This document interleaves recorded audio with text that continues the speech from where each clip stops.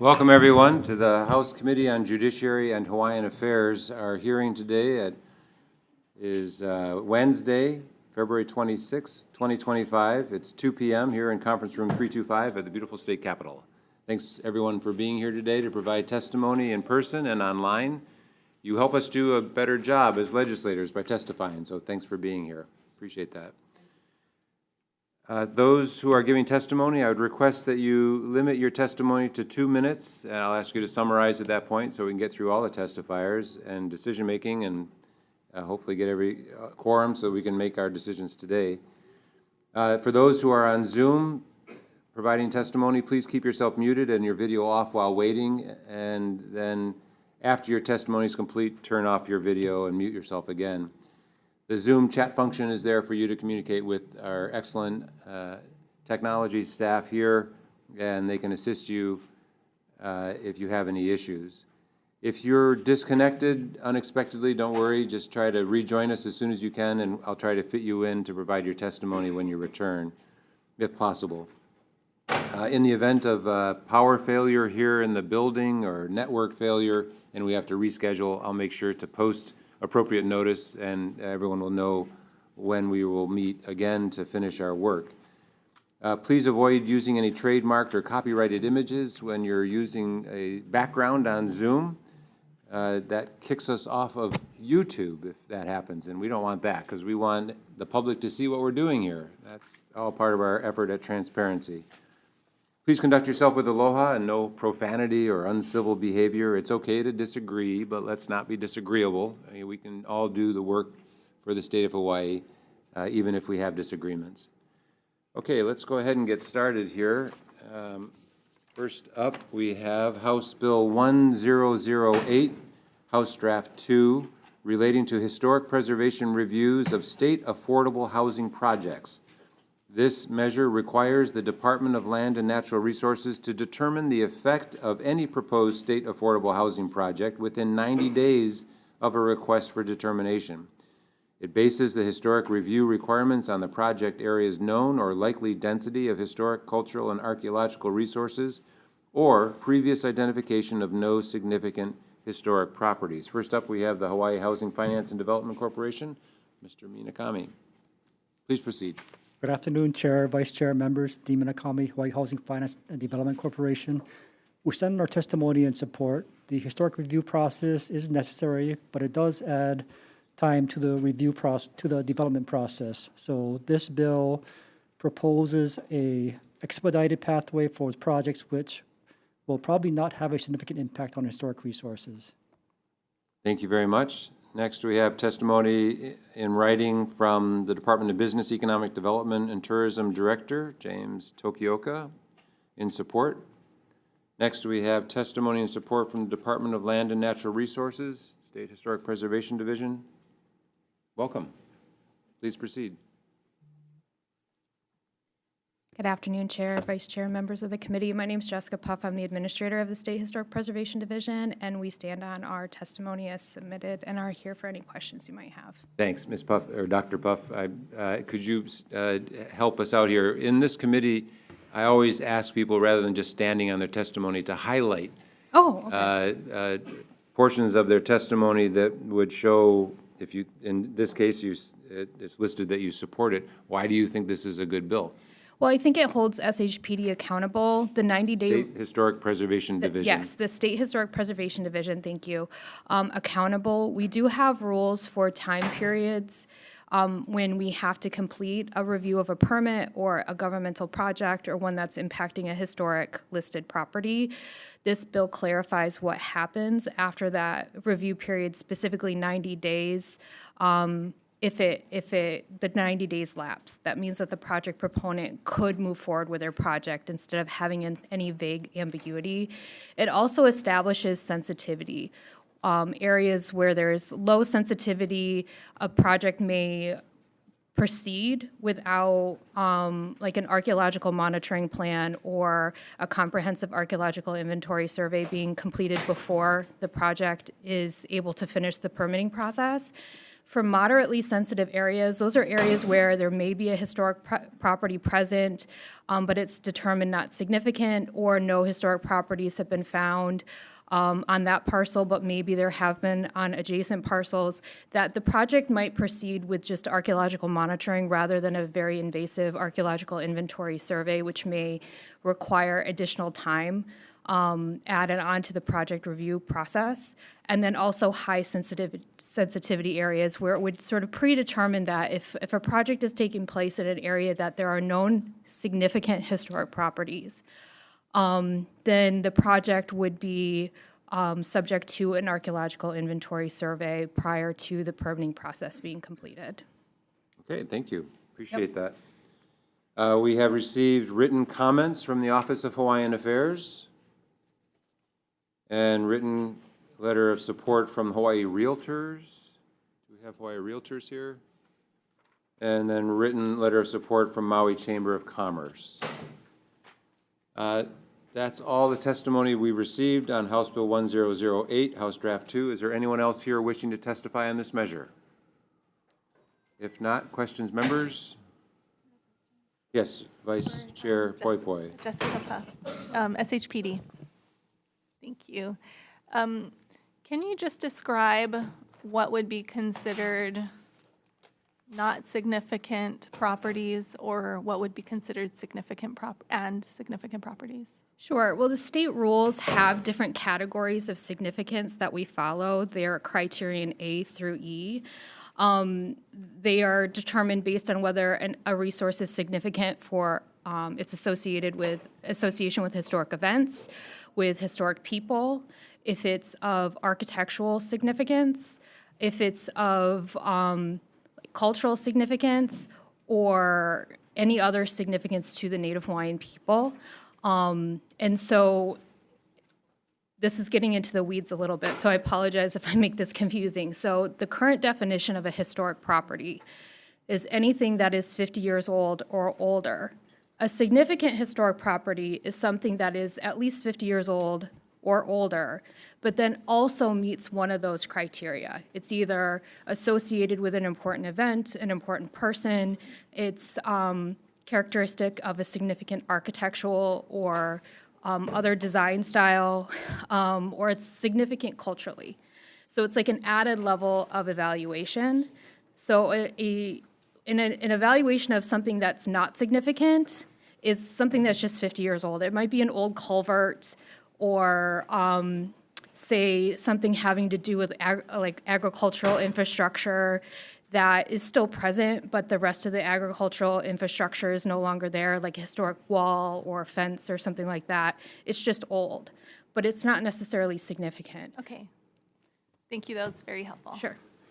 Thank you. Other questions? Yes, Representative Bellotti. Questions for Shifty? Actually, a few. This bill is not just reserved to historic properties, though, right? It's going to be about burial sites, properties. I mean, it's many things. It covers many things. And we know Hawaiian burials are not just one site. They're actually quite found throughout our islands. So knowing that, and knowing that there are other historic preservation laws, how does this intersect with the kapa'akai analysis that projects have to undergo? Does this undercut the kapa'akai analysis at all? I don't believe so, because I believe the kapa'akai analysis is somewhat separate. It's like its own separate analysis that a project proponent does in advance of their project. Our office may use the kapa'akai analysis as an assessment for the likelihood of historic properties being present, significant, I should say, historic properties being present, in terms of like a geographical area or project areas, association with significant cultural practices, events, and then also the physical remnants of history that may be there, whether they're buildings, objects, that sort of thing. And it may also inform whether or not there's a likelihood of ED being present too, but it's a separate evaluation. And so this doesn't in any way undermine for any state project that has to undergo Kapa'akai analysis, that No. still applies to this? Yes, this is, Including affordable housing projects? yes, Kapa'akai is separate from HRS 6, Hawaii Revised Statutes, Chapter 60. Okay, and then one last question. You know, I'm looking at your folks' timeline and looking over the historic process. And it looks like you folks are able to complete the process within 165 days, and it includes an opportunity to review mitigation plans and accept verification reports. Yeah. Is that still going to be part of the process, or will that be the process that's now cut out with this 90-day timeline that allows people to move forward? That process will not be cut out. Our 90-day review process, as it's in the rules right now, is still supposed to incorporate all of those elements. But at the simplified way of saying this is that our permit review can be reviewed, and if, say, there's a historic property present, it can be reviewed within those 90 days. And if any mitigation needs to occur, as soon as we send our letter of determination out, that is the end of the 90-day review. Like the consultation on any minimization or avoidance measures or mitigation measures can carry forward outside of that 90-day period based on, you know, how, what is needed in terms of consulting with the community, consulting with the project proponent, and then any other interested parties. So that's sort of a separate consultation from the initial 90-day review period on assessing effects to historic properties. Has this proposal been taken up with the burial councils? Because I would think that they would be the most concerned with this proposal moving through the legislature. I don't believe that anybody's consulted on this bill with the burial councils. I don't believe it's been included on any of the agenda. Thank you. Thank you, Chair. Sure, thank you. Any other questions, members? If not, thank you very much. Thanks very much to the other testifiers. Next measure we're going to take up now is House Bill 1093, relating to the Hawaii Public Housing Authority. This measure clarifies the Hawaii Public Housing Authority's powers relating to housing projects. First up, we have the Hawaii Public Housing Authority.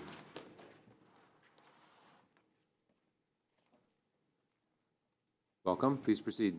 Hello, Chair, Vice Chair, members of the committee. Thank you for hearing this bill.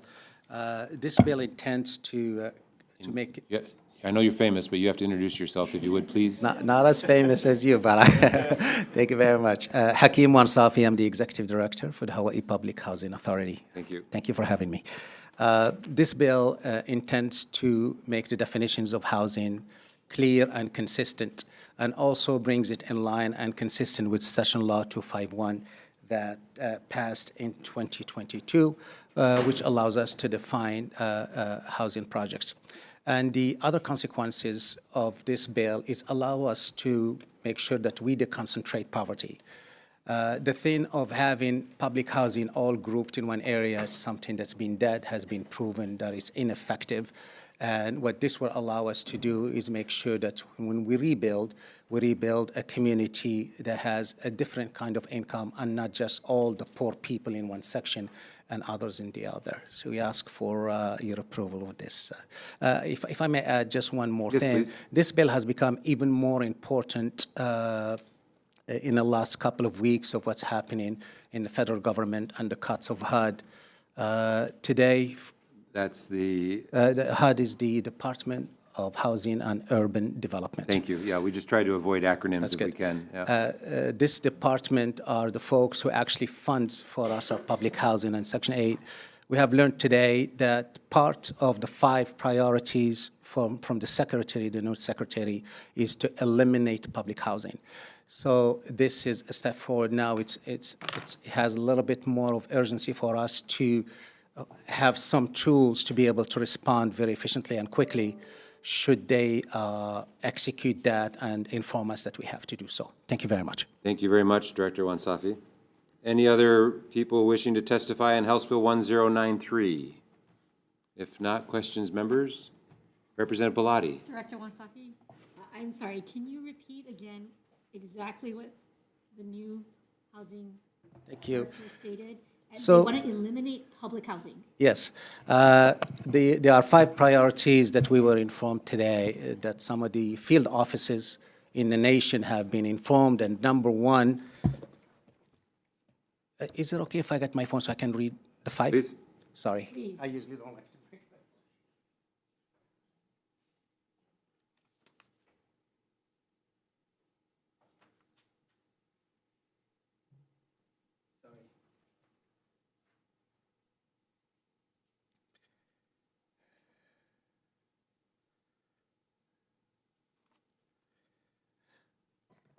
So we had our consultant that starting to scope what's going on in there so we can always be prepared prior to anything coming our way, and spoke to the Baltimore office, and they got a HUD top 5 priorities from the secretary.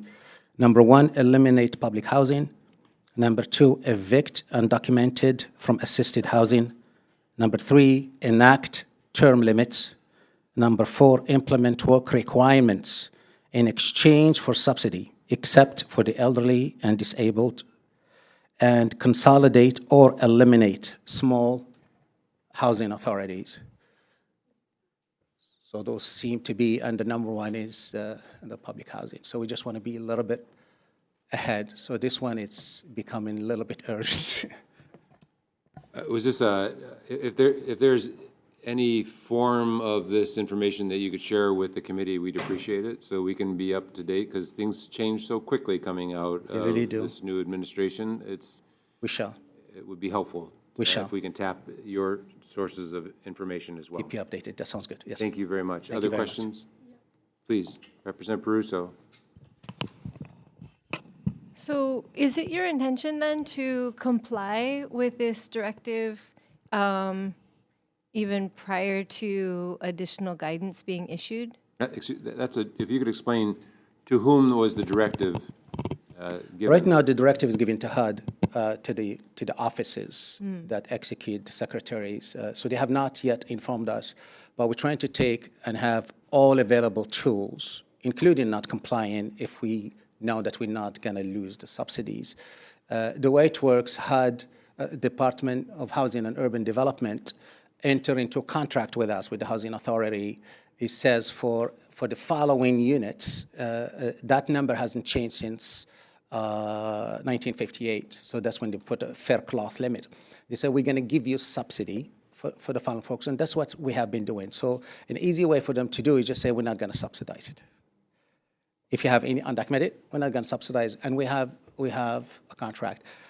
Would it go all the way to the Supreme Court? I don't know. So it's just a scary time. This tool, however, we can't say publicly what we intend, but it will give us an advantage to be able to put those units somewhere else and continue to manage them. Thank you. Yes. Thank you very much. Other questions, members?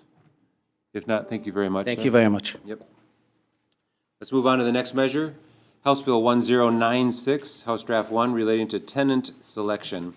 This measure repeals the tenant selection preferences for disabled veterans and the spouses of deceased veterans in the state low-income housing program. First up, we have Director Wansafi, Hawaii Public Housing Authority. Aloha again, Hakeem Wansafi, the Hawaii Public Housing Authority. This bill intends to standardize our state housing preferences with the federal housing preferences. The reason that we recommended it is because we have a mechanism for the veterans that is much better, much more superior than what we have in state housing. And that mechanism, through the Veteran Assistance Program, it's called VASH, Veteran, with the Veteran Department. What it does is not only provides the voucher that the folks can find any housing anywhere they want, but they also provide services. It's also worthy to note that this preference that's been here, we haven't used for over 5 years because there are other mechanisms. So this allows us just to streamline our processes and have both state and housing programs. We have 864 state housing, and we have over 5,400 federal housing. We'd like to standardize them and be able to serve the community that way. Thank you very much. Thank you very much. Next, we have written testimony and support from the Hawaii Civil Rights Commission. And we have testimony and support on Zoom from Kirby Shaw, Disability and Communication Access Board, not present. Is there anyone else wishing to testify in House Bill 1096, House Draft 1? If not, questions, members? Seeing none, thank you very much. Let's move on to the next measure. House Bill 1411 relating to housing preference. This measure allows the Hawaii Housing Finance and Development Corporation to allow projects to grant preferences in the sale or lease of housing units to applicants who live or work within 5 miles of the project. First up, we have Mr. Minakami, Hawaii Housing Finance and Development Corporation, in support. Please proceed. Good afternoon, Dean Minakami, Hawaii Housing Finance Development Corporation. We stand in support of this measure. As indicated, this measure allows us to give the developers to give preference to applicants who live within 5 miles of a project. The benefit of this is that area residents can maintain ties to their community. Many times when affordable projects are built, area residents ask, can they be given priority? So this bill would allow those nearby residents to be given priority. Thank you, Mr. Minakami. Next, Evan Oye, NIOP Hawaii Chapter, and I'm informed NIOP is no longer an acronym, so we call it NIOP, but it's a Commercial Real Estate Development Association. Mr. Oye, please proceed. Aloha Chair, Vice Chair, members of the committee, Evan Oye on behalf of NIOP Hawaii. We do stand on our support for this measure. HB 1411 would help create, neighborhoods and allow their workforce to live near where they live, so or where they work. So, we do feel like this is great policy, and we stand on our written support. So, thank you, Chair. Thank you very much. Is there anyone else wishing to testify on House Bill 1411, House Draft 1? If not, questions, members? Representative Peruso. For Mr. Minakami, please. So I understand the intention with this measure about granting preferences. It seems like workforce-related preferences. And have you also explored, or are there other measures moving that would provide for a broader expansion of preferences to really apply to local families? I mean, I know that there are some constitutional questions involved, but I think that's a deep concern of many legislators. So I was wondering if you are connecting this measure with any other measures. Yes, the constitutional concern is the primary, barrier to implementing a broader policy, such as, for example, that giving preference to residents that are Discriminating against. right. So outside, there's a yeah. duration, having that durational requirement where if you were a resident for, say, a year, we've been told that that's not possible. Oh, But this is a step in the right direction where at least you have to be in Hawaii to be a preferred applicant. Because there are times when an applicant can be on the mainland applying for affordable housing here, and they will not be given preference.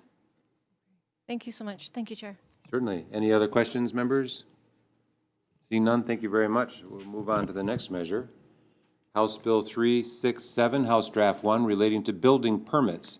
This measure allows for county permit exemptions for certain kinds of activities, including agricultural and maintenance activities. First up, we have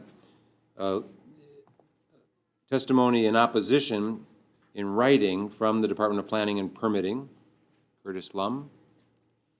Next, we have written testimony in support from Hawaii Farm Bureau, written testimony in support from Grassroot Institute of Hawaii, written testimony in support from Glenn Kagamida, and then written testimony, testimony on Zoom from Greg Misakian in opposition. Mr. Misakian, please proceed. Aloha Chair, Vice Chair, members of the committee.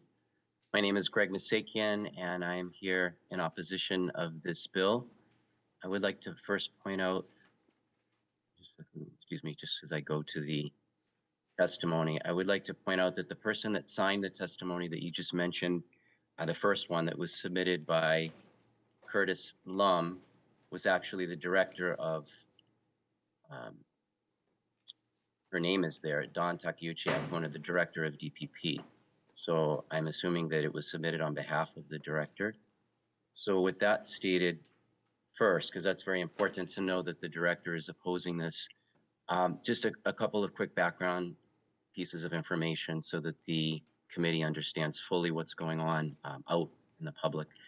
If you follow Civil Beat, you'll know that there's a recent story about Renovation Aloha, a show that's on HGTV, and many permits that haven't been applied for, and homes that are being built and continuously being built that are televised.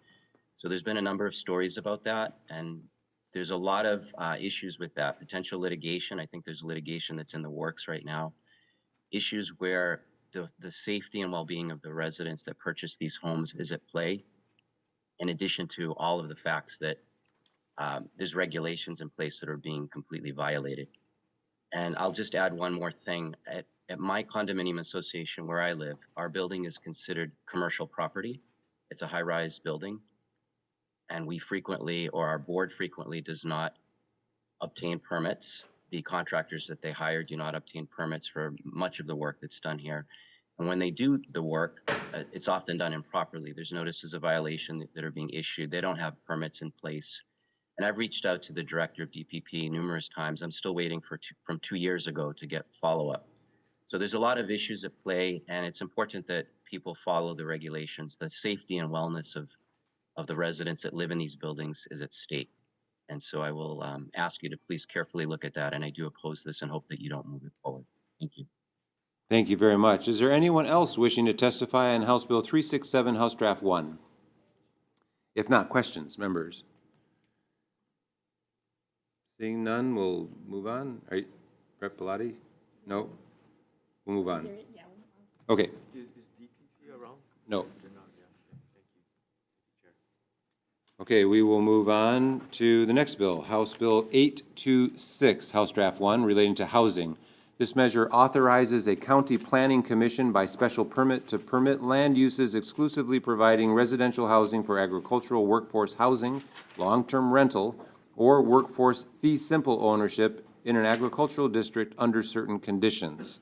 First up, we have the Hawaii Housing Finance and Development Corporation. Welcome, Mr. Minakami. Thank you. We stand in support of this bill. The state land use redistricting process can be cumbersome, and it can delay the process by up to a year or longer in some cases if there's a contested case hearing. So this measure does provide a pathway where the Planning Commission for projects up to 100 acres can allow residential projects to proceed, and it's only on land which are rated C, I think C, D, E, or U, so they're not prime agricultural lands, and also the projects have to be within a county general plan designated for residential use. So that's important also because when the counties update their general plans, they go through an extensive vetting process with a lot of public input. They're approved by the county council, so there's legislative approval for that land use. So we feel that this does accelerate the process for residential projects, and there are adequate safeguards in place. Thank you very much. Next, we have we have testimony of the comments from the Hawaii Department of Agriculture. Mr. Gates, please proceed. Aloha and good afternoon, Chair, Vice Chair, members of the committee. Cedric Gates here on behalf of the Department of Agriculture. The department stands on our written testimony appreciating the intent of this measure, but also sharing some concerns. Our comments include similar concerns as the Office of Planning and Sustainable Development, which is this bill could adversely impact our goals to double food production because it has the potential of permitting projects beyond just housing for agriculture workers and could take out land from food production again. We're here for any questions. Mahalo for the opportunity to testify. Mahalo. Thank you very much, Mr. Gates. Next, we have testimony with comments from the Land Use Commission.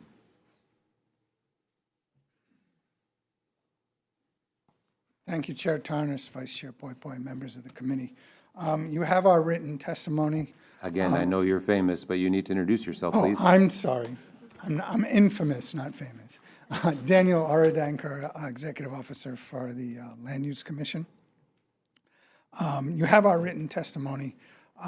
We laud the intent to stimulate housing and to develop workforce housing for agricultural workers. However, this bill procedurally is seriously flawed. We don't think it meets due process requirements. It doesn't lay out a process. It refers to the process used in Section 205-6, which is a special permit process, which does not include a contested case hearing or a Kapakai analysis. And we have serious concerns that without modification, the bill may just result in a lot of litigation. Thank you. Next, we have testimony with comments from the Office of Planning and Sustainable Development.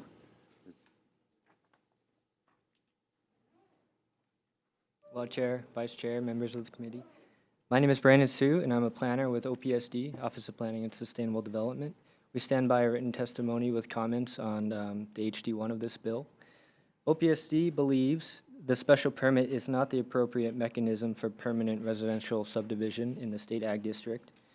Special permits are intended to provide landowners with relief in exceptional situations for unusual but reasonable uses otherwise not allowed in the district, only when the use would promote the effectiveness and objectives of 205.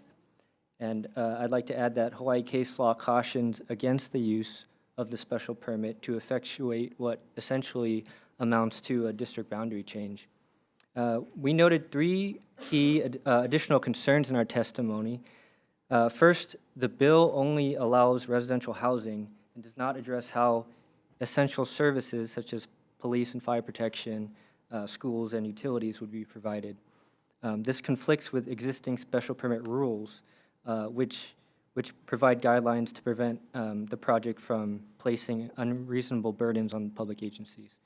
And second, because the underlying district does not change, the landowners, future landowners, and the developer would be indefinitely bound by the conditions of the permit. So if we're talking about land areas as big as 100 acres, right, it could potentially be hundreds of landowners who would need to comply with the permit conditions, and any future changes would require amendments to that permit. And lastly, it's unclear how this measure would be implemented with respect to existing requirements and processes, as Mr. Orendanker highlighted. Special permits for areas over 15 acres require LUC approval, and the bill does not resolve this jurisdictional issue. So overall, we support efforts to streamline housing production, but we strongly recommend the establishment of a county plan-based district boundary amendment process that facilitates the implementation of adopted county plans. And OPSD is open to and stands ready to assist in helping the legislature establish such a process. Thanks for the opportunity to testify. We'll be available for comments. Thank you. Thank you very much. Next, we have written testimony in opposition from Locals in My Backyard, Hawaii, Makana Hicks Gu. Testimony in support from Grassroot Institute of Hawaii. Testimony in opposition from Sierra Club of Hawaii, Wayne Tanaka on Zoom. Please proceed. Hi, good afternoon, Chair Tarnas, Vice Chair Poipoi, and members of the committee. Wayne Tanaka of the Sierra Club of Hawaii. In opposition to this measure, I just want to add, in addition to the, procedural ambiguities and the potential unintended consequences in the written testimony that have been shared by the previous testifiers, did want to emphasize that this bill could actually exacerbate our affordable housing and our food security challenges, by, continuing to fast track the urbanization of up to 100 acres of ag lands at a time that could drive up land costs across the board, which in turn would drive up the cost of housing and the cost of food production. Did also want to note that this measure is looking at general plans that were passed as late as or as old as 20 years ago, and so that was things were very different in 2005. Different agricultural technologies, different kinds of land uses, resources available, infrastructure, and so forth. So yeah, and then I also did want to highlight that the soil productivity ratings in this measure are based on sugar and pineapple cultivation potential, right? As you folks probably know. And so just because they're C, D, or E class lands, it doesn't mean they don't have potentially significant food production capabilities, especially when you're looking at diversified agriculture and traditional native Hawaiian agricultural methods and technologies. So again, we could, even though it's not A and B lands, it could still be impacting, some lands of agricultural importance. Happy to answer any questions, and thank you for taking the time to hear my testimony. Thank you, Mr. Tanaka. Next, we have written testimony and support from Glenn Kagamida. Is there anyone else wishing to testify in House Bill 826, House Draft 1? If not, questions, members? Representative Bellotti. I have a question for Mr. Minakami and then the gentleman from, I believe, the LUC.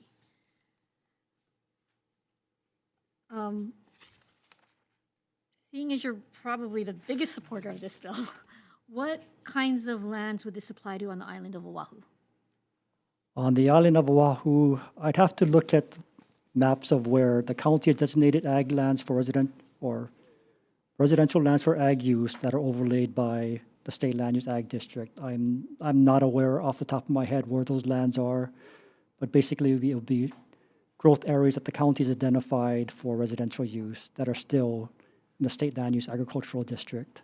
Could we have that, those communities identified for us, Chair, and provided to the members of the committee so that we know what areas, at least on the island of Oahu, this would apply to? Sure. I'm not sure whether Mr. Minakami would be the one to, or Mr. Orendecker.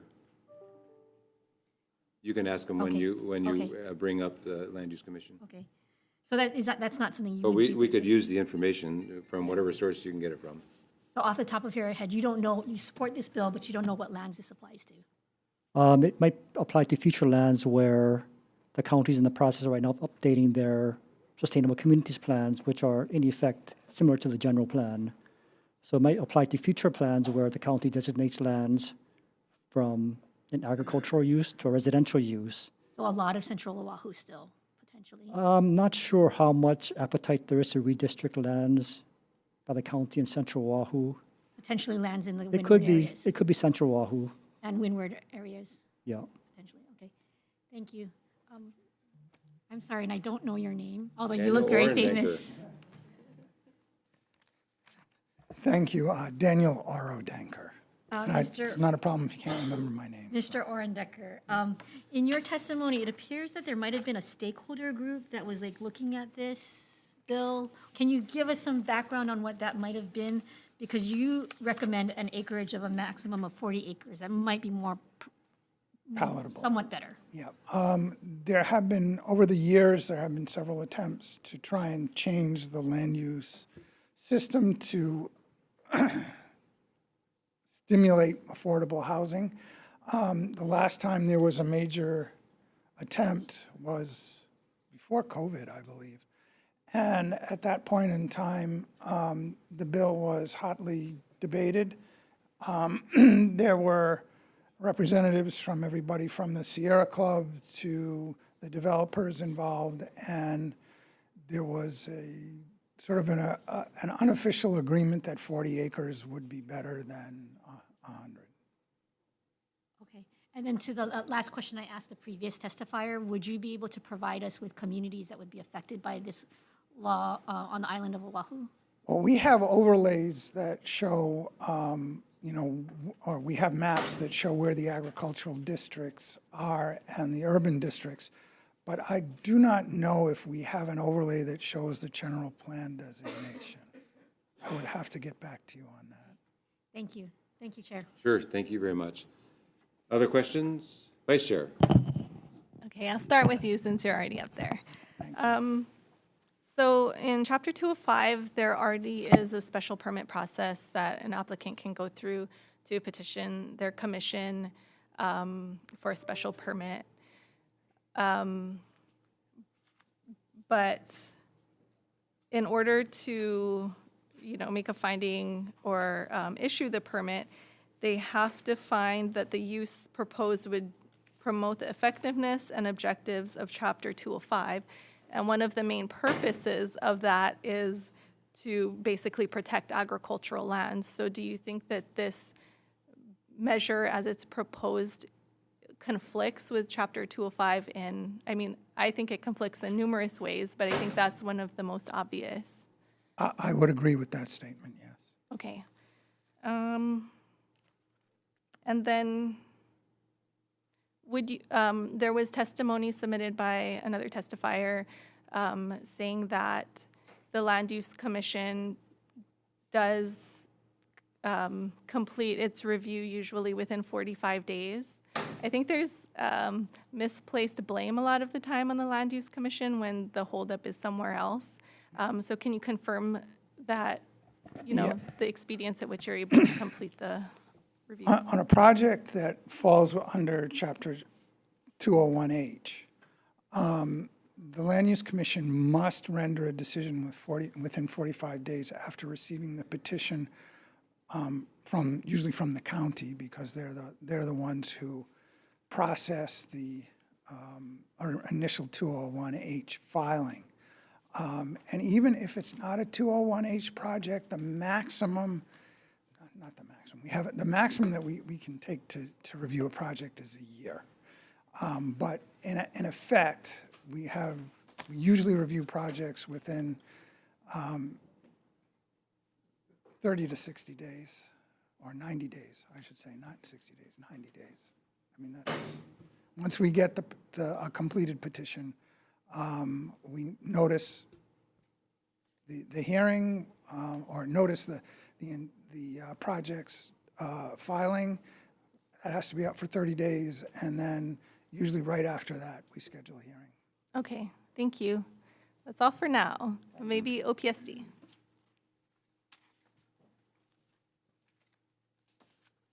In your initial testimony, you answered a lot of my questions, but I just wanted to expand on this bill. Says that land use, one of the uses can be for workforce fee simple ownership. And I'm just curious if that is possible with a special use permit, because like you said, the special use permit is attached to the applicant. And I think the to the owner, the applicant, the developer. So if after that it's subdivided into a bunch of little lots, I don't know how that transfer of responsibility to comply with the conditions of the special permit. Special permits are often time-bound as well. So it just seems a little complicated that those would be able to go into fee simple lots if the underlying permit is a special use permit, and not like a district boundary amendment, which is much more clear-cut. And, right, that's exactly what our Leasehold concern or was. condominium, or, I'm just not sure. So usually for a special permit, the developer comes in, and then either the county or the land use commission will approve a specific use, okay? And the use is usually, temporary. It's a landfill, it's a quarry, rock quarry. I'm not aware of any special permits that have approved permanent residential housing. And, when the developer sells the individual lots, maybe subdivides or CPRs the individual lots, then there will be a lot of owners who need to be compliant with the special permit, but also agree to any future uses. So you need to make sure that you have all the landowners' approval, and that could be troublesome. Well, if the individual owners then want to do another type of use, they would still have to analyze that use based on agriculture, like the agricultural district, right? Because it's still agricultural district, it's Right. just special use. Exactly. So things like ADUs are not allowed in the ag district. Things like fire stations, parks, potentially, if it's not approved by the special permit. Anything that would help build a community would not be allowed without special approval, either from the county or the land use commission, which could be costly, and you would need basically all the landowners to agree, essentially, yeah. Okay, thank you. Okay. I just have a question for Department of Ag and then CR Club. Department of Ag. Oh, I was hoping I would get you. Okay.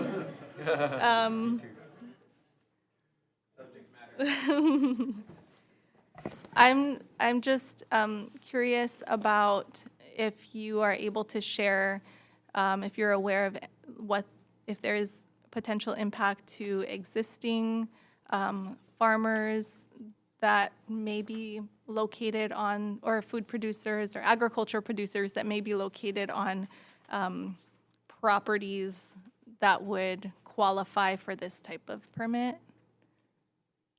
Without having the early Yamamoto planner, Department of Agriculture, without having the maps for this island, without having the maps for the land use, that land use map, I guess, that are contained in the Sustainable Communities plans. Can't really tell. But I'm kind of familiar with the more rural Sustainable Communities plan maps, and further expansion of the urban areas, not that much. Going up Central Oahu along Kunia Road and Kamehameha Highway, not that much again. Maybe around the periphery of Wahiawa, Whitmore, Mililani, and Waiawa. That's about it. In terms of current agricultural use, well, those areas, Waiawa is already urban.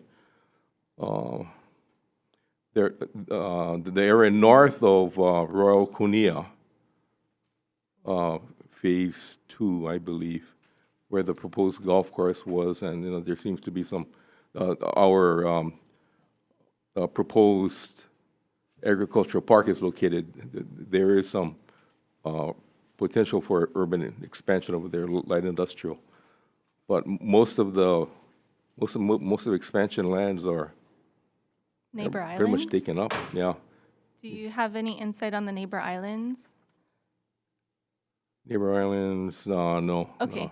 I would also like to see the maps or see maps because I think that would allow for more meaningful engagement from, the community and our agencies as well. So, but thank you. Yeah, you're welcome. Sierra Club. Hi, I have, I think, 2 questions so far. The first is based on your testimony. You kind of talked on the concern about traditional customary practices. Can you talk a little bit about how you would, or clarify or expand on how you see that traditional customary practices and practitioners may be impacted by, I would say, due process issues? Absolutely. So on less than fully developed lands, as the community may be aware, Native Hawaiian cultural practitioners have the rights to engage in traditional customary practices. And so when you propose to change land uses, that could impact those rights. And often, and what usually happens when you have these larger land use district changes, like from ag or rural to urban, the Land Use Commission engages in a quasi-judicial process or a contested case process where they take evidence on the record. You can take testimony from practitioners, from experts, you can cross-examine the evidence. And what shakes out is explicit findings of fact, explicit conclusions of law, and conditions that the commission is actually constitutionally obligated to impose to mitigate impacts to those practices. Our concern is that without this kind of objective, transparent accounting for the evidence and for what's presented, practitioners won't have what could be their only opportunity to assert their practices, assert their rights, and have them meaningfully and explicitly considered. Oftentimes, the counties use what's called a quasi-legislative practice, where kind of like here, people just testify and then they make a decision, and we don't have a good picture of why they made the decision or if they took certain things into account, including Native Hawaiian rights. And so that's really what we're concerned about when when we're considering allowing these really big land use changes without the mindfulness and the accounting and the transparency of a contested case hearing. Okay, thank you. Okay, I think that's all for now. Thank you, Vice Chair. Other questions, members? Representative Shimizu. Thank you, Chair. I have a question for Department of Ag, please. And the question is regarding language in the bill that says it states that the soils classified have a productivity rating class C, D, E, or U. Could you kind of explain what that is? Earl Yamamoto, Department of Agriculture, that refers to the detailed land classification by the Land Study Bureau for this island. Completed study was done 50 years ago. Was completed. The alpha, the C, D, and E are refer to the general productivity potential of the lands that are so rated. C being better than the subsequent D and E. That's basically it. It gives the person using the thing, whether it be an engineer, a planner, the decision makers, people wishing to locate uses of any type on the lands that are rated. That document provides the soil characteristics, surface as well as subsurface characteristics that give a general picture of the utility of the land for multiple uses, including agriculture. Right, I kind of gather that. So are those ratings indicating that the soil is not too good for agricultural food production?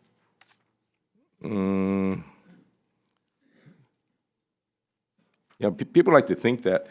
Historically, the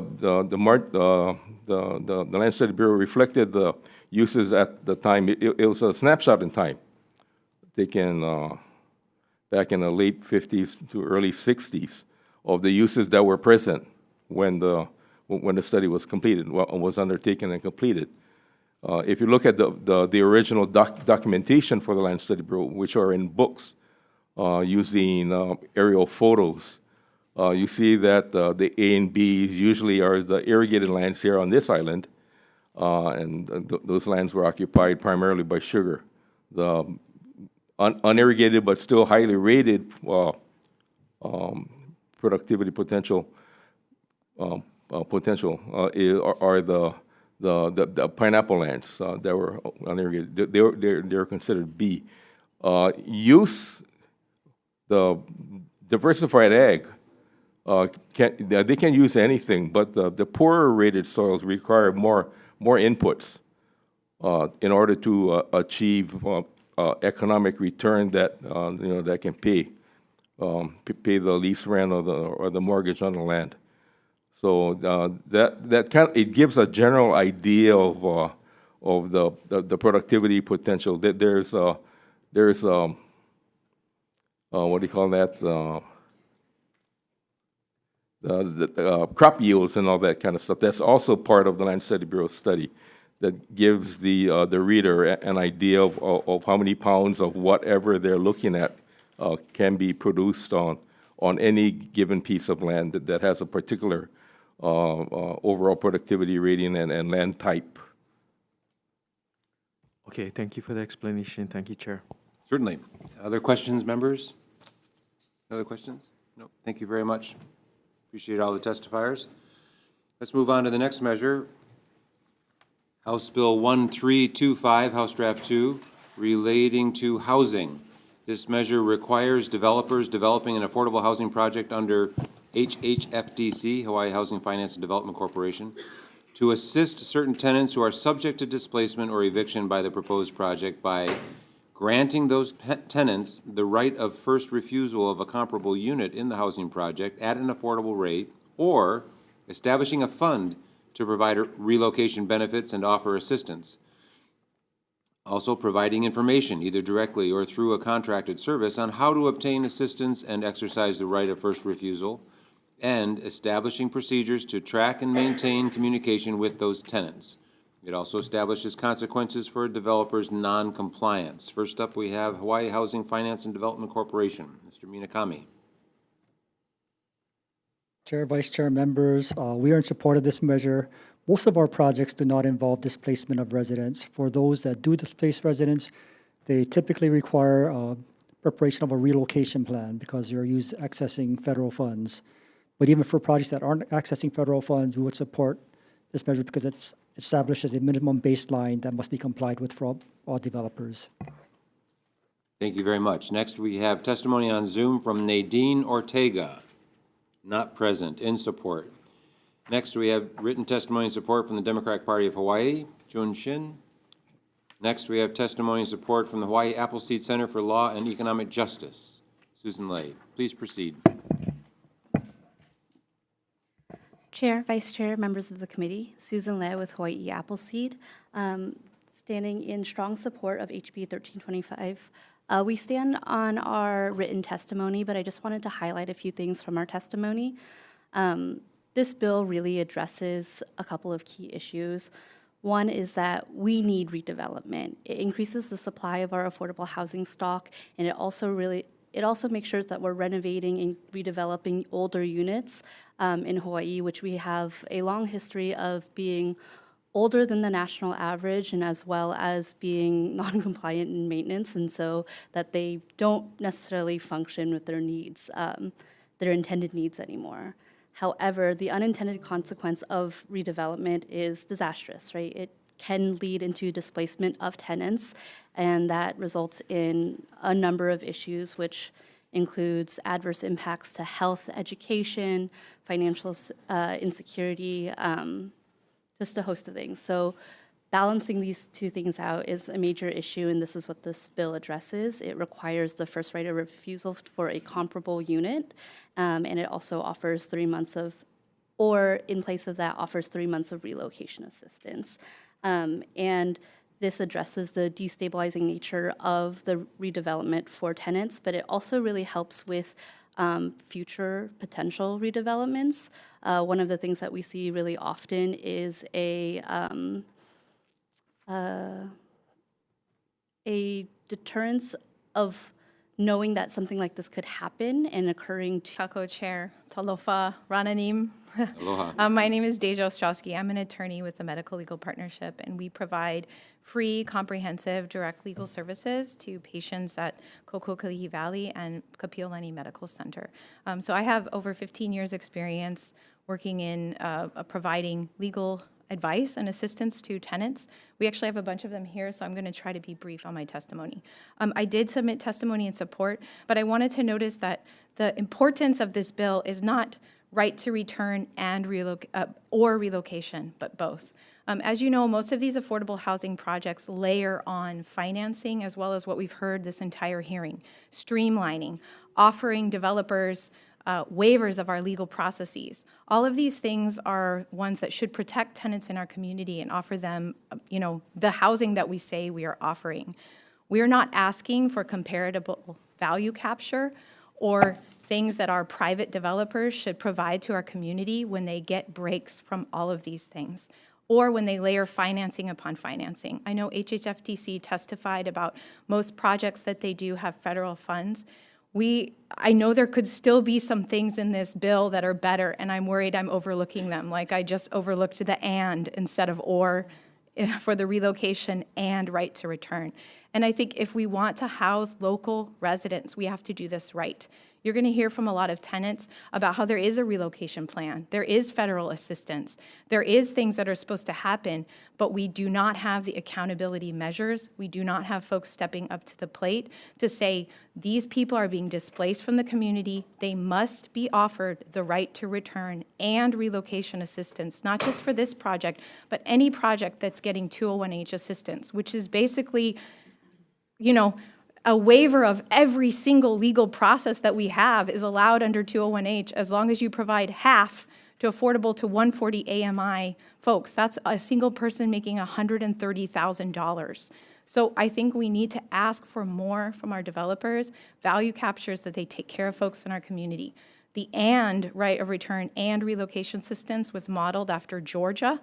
I actually had a developer from Georgia approach me after the hearing and say, this is what we do in Georgia. We ask of every developer. They already asked for more than what this bill has. So I would ask you to please look into it. Maybe we can even do more. We're just advocates saying we're seeing problems in the community. We want you as policymakers to make some law changes so we don't see those happen again. Mahalo. Thank you very much. Mrs. Strowski. The next person that said they wish to testify is Dina Sheck on Zoom. Please proceed. Good afternoon, Representative Tarnas and committee members. My name is Dina Sheck, and I first want to thank the committee for hearing House Bill 1325 HD2. I submitted written testimony in strong support, but I just wanted to point out, as my colleague Deja just said, this bill is really about accountability and enforcement. You need only scroll through the testimony for this bill to hear directly from people impacted by the devastating Maui wildfires and to hear specific examples from residents impacted by KPT low-rise redevelopment, that's Kuhio Park Terrace low-rise redevelopment going on right now. I have personally accompanied a family to view a supposed comparable unit that was boarded up and completely uninhabitable. Families caring for disabled, I've talked to several families who are caring for disabled elders who have been sent to inaccessible walk-ups repeatedly as their only choices, and families with children with serious disabilities who are being offered units far outside of their home school districts and far away from their medical homes. There's also no meaningful right to return process other than an online Google form that has told them to stay in touch. And this is happening even though all of this is already required by law and by contract, these relocation and right to return requirements. But who enforces when things go wrong? So the KPT residents themselves have been organizing, they've been submitting their demands and their invitations to talk to HPHA, to the Hawaii Public Housing Authority, to the developers, to legislators, and to the governor, but to no avail. So I urge you to please listen to them, meet with them, hear their stories, and hear them when they say we need accountability and enforcement so that they are not permanently displaced and that their vibrant community is not permanently destroyed. That is what this bill seeks to do, add accountability and codify what the tenants have been asking for all along, a clear right to return, a clear process for that right, clear communication and accountability so that they can be treated with respect throughout the relocation and the right to return process. So let's listen to the residents impacted by redevelopment. I urge you to pass House Bill 1325 and end the displacement of local families in Hawaii. Thank you for your time. Thank you, Ms. Scheck. We've had a total of 53 testifiers in support, none in opposition. It sounded like there are other people here who wish to testify. Could you just raise your hand so I know how many? I have 1, 2, 3, 4. Raise your hand high, please. 1, 2, 3, 4, 5, 6. Okay. So I'd like to hear from the 6 of you, one at a time. Come on up and introduce yourself, because it wasn't indicated that you wanted to provide oral testimony, so we weren't prepared, but we want to accommodate you. So how about we start with you, since you've got the little one here? And she can come up with you. That way she gets used to being in front of everybody and testifying. Please introduce yourself and proceed. Okay. Good afternoon, committee members. My name is Donna-Eileen Willits. I'm a resident of Kuhio Homes, and I brought in my 3 girls with me. So KPT is my home. I want to stay and make it better. The Housing Authority and Michael say they did one-on-one surveys with residents to understand their needs, but I was there. They were only going door to door, requesting us to sign a paper. When I explained that I was not the head of household, and that the head of household wasn't home, they said anyone could sign the paper. We need to be a little bit more honest about what's been laid out and what's been actually occurring. Families of 5 to 6 are being split apart into 2 separate units. Grandparents who cannot depend on themselves are forced to live in a 1-bedroom unit on their own. Downsizing tenants into a smaller unit goes against the Fair Housing Act, specifically against familial status, along with Chapter 521 of Hawaii Revised Statutes, where nuances permits promoting clarity and comprehension. Today, some of our tenants are facing verbal eviction notices from Hawaii Affordable Property Managers without an explanation on what they did wrong, when tenants pay their rent on time. And the only option they're offering is to take the broken down units or move out of Kalihi. This is not safe, reasonable, or accommodating. This isn't what we signed up for. It's draining, rising anxiety, and deteriorating our physical and mental health and well-being. We, the public housing tenants, are the epitome of Kalihi, which businesses, organizations, and schools thrive. I urge you to please support this bill. And I wanted to close with my daughter, but she's kind of nervous, so I'll close for her. In closing, she would like to add, KPT is the melting pot for all cultural backgrounds. Not only have we learned to live with each other, but we also learn to respect and love each other as a community, no matter what background. Because right now we are looking at Hawaiian, Samoan, mostly Micronesians, but we do try so hard to come together. And taking us away from Kalihi not only strips us from our hometown, it will also impact their future significantly. Thank you for giving me the opportunity to testify in support of HB 1325. Thank you very much. You're a good role model.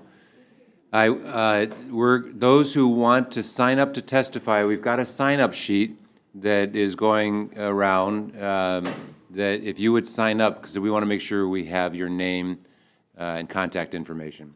Okay, the next person, let's go. This person over here. Do you want to testify?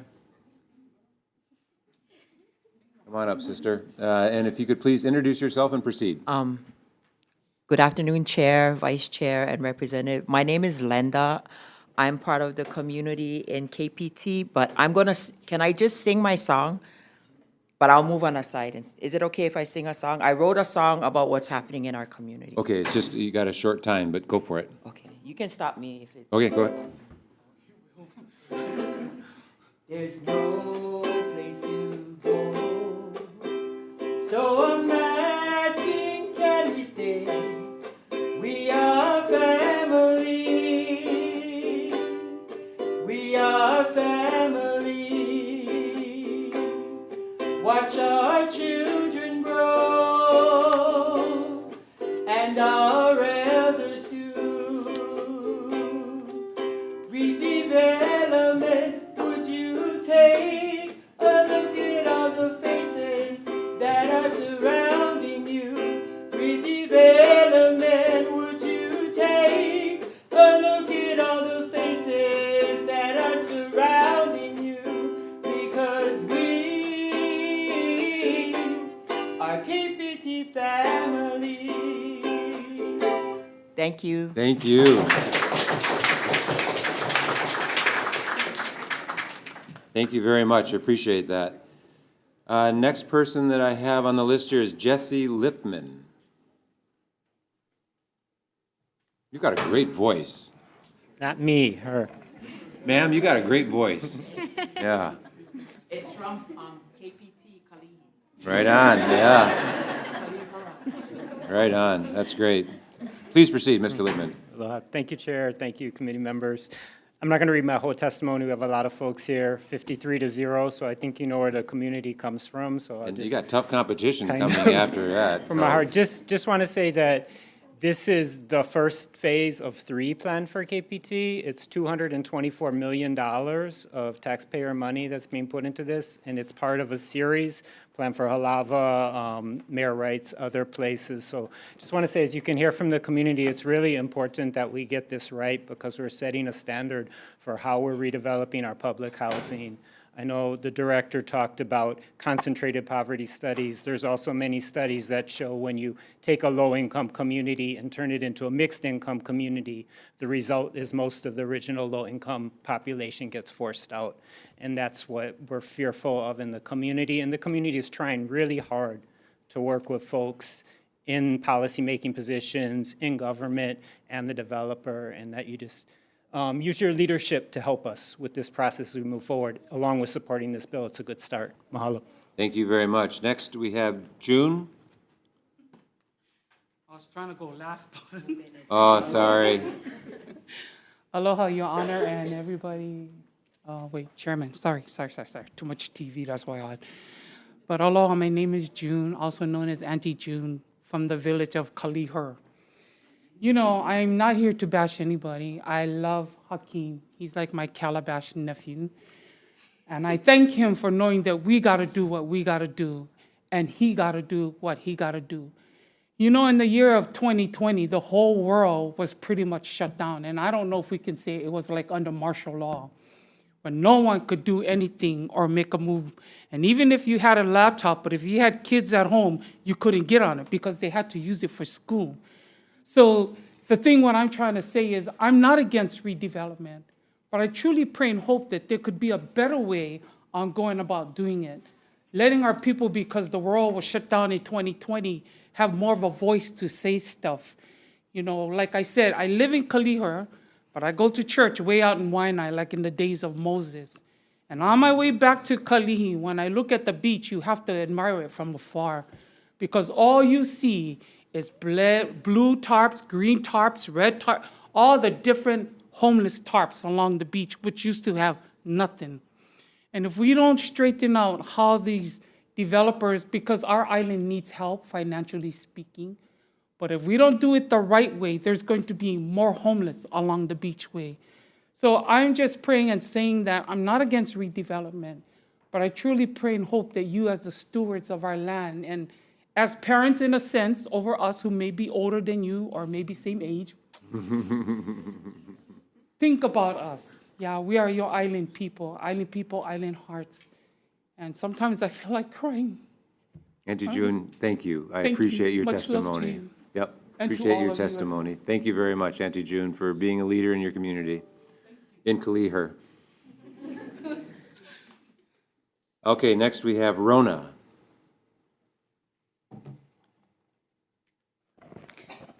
Good afternoon, Chair and members of the committee.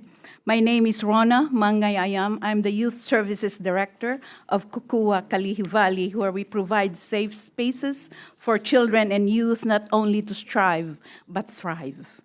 Back in 2022, when the plan for KPT low-rise development was presented, we brought some of our youth to look on that plan. And one of them, while we're walking to that place, asked, Auntie Rona, if we are to move out from Kalihi, you're still welcome us into our programs? A question that keeps ringing to me. This afternoon, I would like to share to you voices from our youth who are in our programs and directly affected by this KPT low-rise development because they live on that. One said, one thing I know, it will affect our accessibility to school, to work, and other resources. Our current location is in walking distance to my school, my dad's work, and where my mom got resources. Another said, I have not moved yet. Mom said they would likely move to Camfor housing or to Halava, but I really don't know. And he further said, my friend already moved out and is not able to participate in activities that he used to do, like playing basketball with us at Dole, unless someone can drive him there and back. He said, I hope we don't move too far from Kalihi because I still want to go to the same school and all my friends.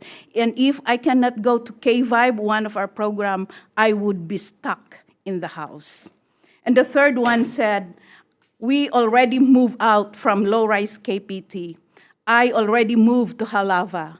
I have to take the bus now to get to school around 5 o'clock in the morning to be on time for school and take the bus back home.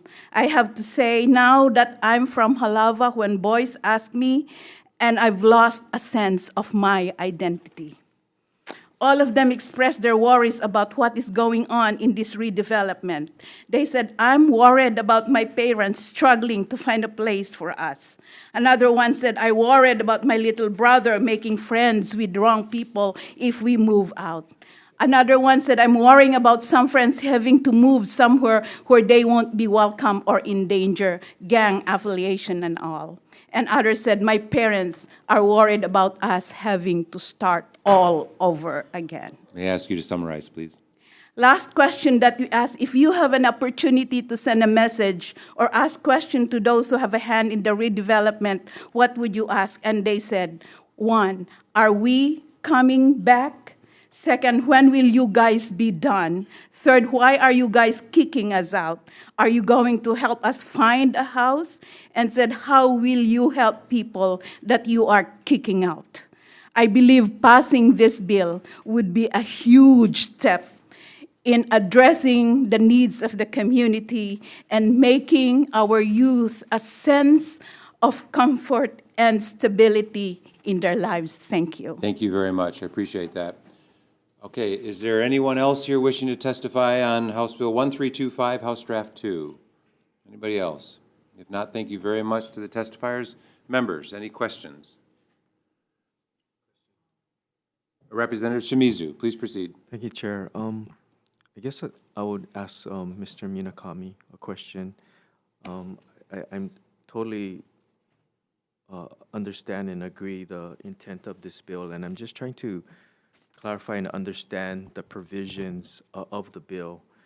There's one portion that states that as far as the right of first refusal, the offer should be the same cost as the existing, I guess, rent, subject to inflation.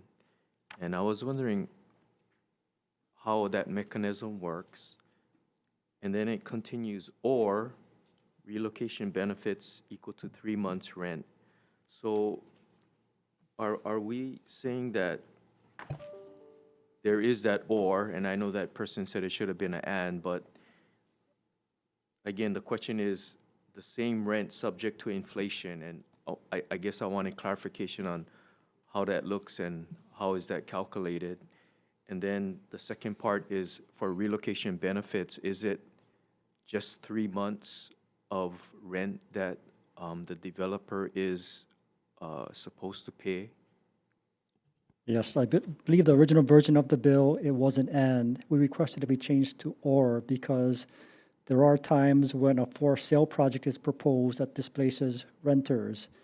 And in that case, of course, it's a for-sale project, so it's not a rental. So you can't provide comparable rent. And unfortunately, many times in a for-sale project, the previous renter wouldn't be able to afford to purchase a unit in the building. So that's why we thought at a minimum there should be relocation services provided as well as rental assistance. So is there a explanation on subject to inflation as it applies to rent rate? Well, for rent, the developer would look at what rent was being charged and inflate that using consumer price index or a similar inflation index. Okay, and then again, the or for relocation would be 3 months. Is that the Yes. scope of the provision? Yes. Okay, thank you, Chair. Thank you very much. Other questions? Representative Peruso. Mr. Minakami. So my question is really about the amount of housing, the total amount that is available after redevelopment. So my question is really, is it conceivable that you would be able to accommodate all the folks, let's just say in this particular example, within the new development? Should they be willing and able to stay? Or is it such that the mixture of units, now that we're no longer doing public housing, the mixture of units would be such that it would necessitate a certain proportion leave? That's a good question. You know, most of the projects that we've been involved with so far have involved going to higher densities. Significantly higher densities. So the new project could accommodate anyone who was displaced, basically. If there were a situation where densities were comparable, or say that the proposed project was, the rents were significantly higher than what was being available to the prior residents, that could be an issue. So we need new legislation to address that problem. If it were to occur, I'm not sure. Yeah, I can't think of any project right now that is planned that would do that. Okay. Thank you so much. Thank you, Chair. Certainly. Representative Bellotti. A question for Mr. Minakami. So we heard in the testimony that some of the concerns are about accountability, and in your testimony, you say that HHFTC typically requires developers to provide relocation assistance. So if it's not currently in the law, what is it that, what contract provisions do you have to hold these developers accountable? It's typically a HUD requirement, that HUD holds the developers accountable. And we also hold them accountable and, of course, would not release our financing if they were found to be not in compliance. So people who have problems should come complain to you. They should complain to us as well as HUD. But you have the ultimate enforcement authority. No, So, we don't. It is HUD. okay, but if you become aware that the contracts and the relocation assistance is not being provided, or that it's being provided in a subpar manner, what are the mechanisms you have once you have that knowledge? We would work with HUD to determine the appropriate compliance measures that we should take in conjunction with their actions. Okay, has there ever been any kind of that kind of follow-up or accountability? We have been communicating with the developer for the KPT project. So, yes, we are aware of the issues, and we have been talking to the developer about their messaging and outreach. Okay, thank you. Thank you, Chair. Certainly. Representative Peruso, I second have time. one more question for you, sir. So do you think the enforcement mechanisms included in this measure are adequate? The Or helpful? relocation assistance? Correct. I think that they are the most that we can expect as a minimum standard for what's being done under a relocation assistance plan triggered by HUD, for example. It goes beyond this. But for a minimum standard, for example, a private developer who is not accessing state or federal funds, I think this is, The best we can do. I think so. Okay, thank you. Thank you, Chair. Okay, thank you. Any other questions, members? One follow-up, please. Thank you, Chair. Mr. Minakami. The way I see this bill is it is a definitely a good step forward as far as provisions for displaced tenants. I think what has come up in the testimony is seeing real-life people that are being affected right now. So I think there's maybe a gap in this bill addressing future and what happens when the actual renovation is taking place and addressing that gap of people being displaced in the process of the period of the renovation happening. Are there provisions for that, or are you folks or the HUD people looking at addressing these tenants' concerns that have been expressed today? Yes, the relocation plan requires that the tenant be provided a comparable unit for their household. So that is the struggle, I think, between the tenants and the folks helping with the relocation plan, is finding that appropriate unit, because sometimes it isn't nearby the existing development. It is in a different neighborhood. So just because of our limited housing stock, that is an issue.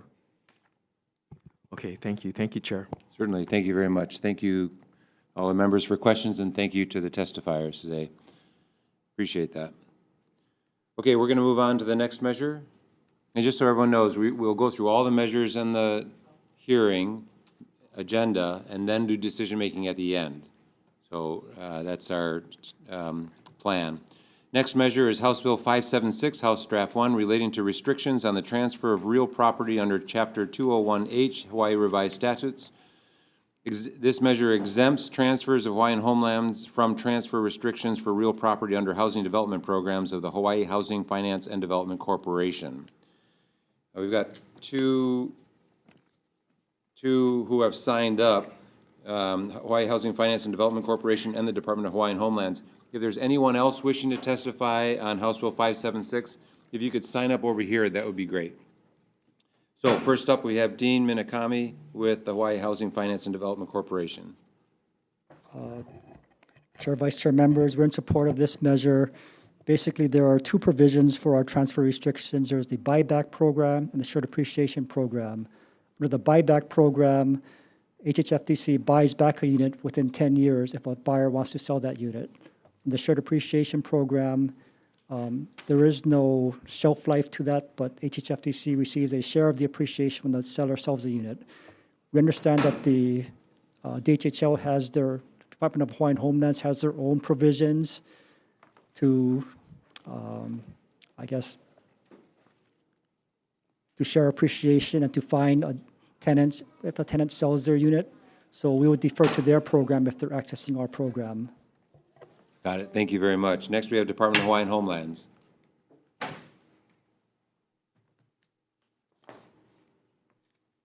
Aloha Awinala, Chair, Vice Chair, members of the committee, Ovao o Oriana Leal, mai ka oihana aina ho'opulapula Hawaii, also known as the Department of Hawaiian Homelands. DHHL stands on its testimony in support of this measure. As outlined in our testimony, housing on Hawaiian homelands and Hawaiian homelands itself is solely governed by the Hawaiian Homes Commission Act of 1920 as amended.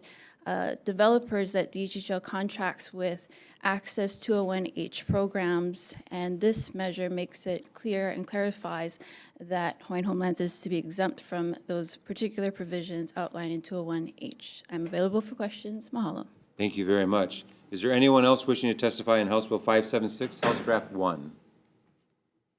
Seeing none. Questions, members? Any questions? The testimony was clear. So I think we'll move on. Thanks very much to the testifiers. Let's move on to the next measure, House Bill 528, House Draft 1, relating to residential leaseholds. This measure exempts state and county lands leased after July 1st, 2025 for an initial period of no less than 99 years from state law governing residential leaseholds. And we have Mr. Dean Minakami, Hawaii Housing Finance and Development Corporation. Chair, Vice Chair, members, Chapter 528 basically relates to lease-to-fee conversion.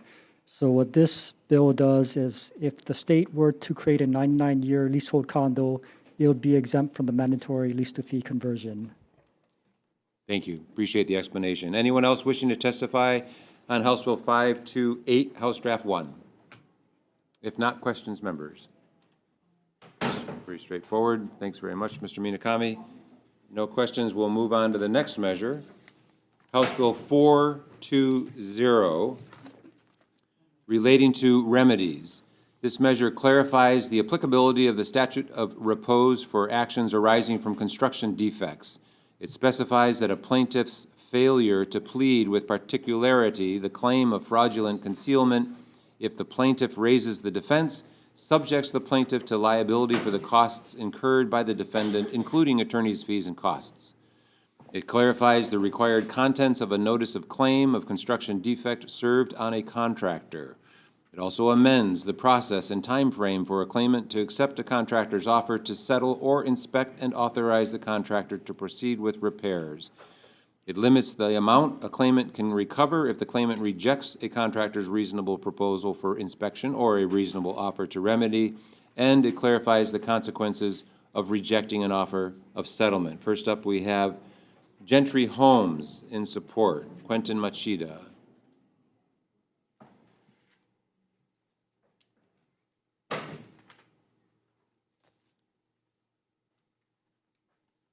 Hello, Chair and committee members. Quentin Machida, I'm the president of Gentry Homes, and we stand on our submitted written testimony. We're here in support of HB 420, and I guess with the cost of housing, and everybody's aware of trying to make affordable housing, our company's been building homes for working families for 55 years. We just want to clarify with this bill our ability to repair the homes before, getting any lawsuits and that kind of thing. But thank you for allowing me to testify. Certainly. Always happy to have your testimony. Thank you. Next, we have written testimony and support from Hawaii LECET. Next, we have testimony and support from the Hawaii Regional Council of Carpenters. Next, we have written testimony in support from the Honolulu Fire Protection from Bruce Matson Company and Hawaii Operating Engineers Industry Stabilization Fund, PAC. Okay, next we have testimony in support from Z Contractors. Next, we have testimony in support from Hawaii Realtors. Lindsay Garcia is here. Thank you for being here. Please proceed. Aloha, Chair, Vice Chair, members of the committee. My name is Lindsay Garcia from Hawaii Realtors. Just largely stand on my testimony. To my understanding, this bill strengthens an existing statute, the Contractor Repair Act. It does not prevent the ability for lawsuits to occur, but just requests that or requires that if there are issues that the Contract Repair Act is done first. We believe this is very important to ensure that homeowners can seek remedy, from the developers, and to engage in this mediation process ahead of time sounds like a very good process in our eyes. Thank you. Thank you, Ms. Garcia. Next, we have testimony from David Nakamura, Mutual Housing Association of Hawaii, Inc., on Zoom. Please proceed, Mr. Nakamura.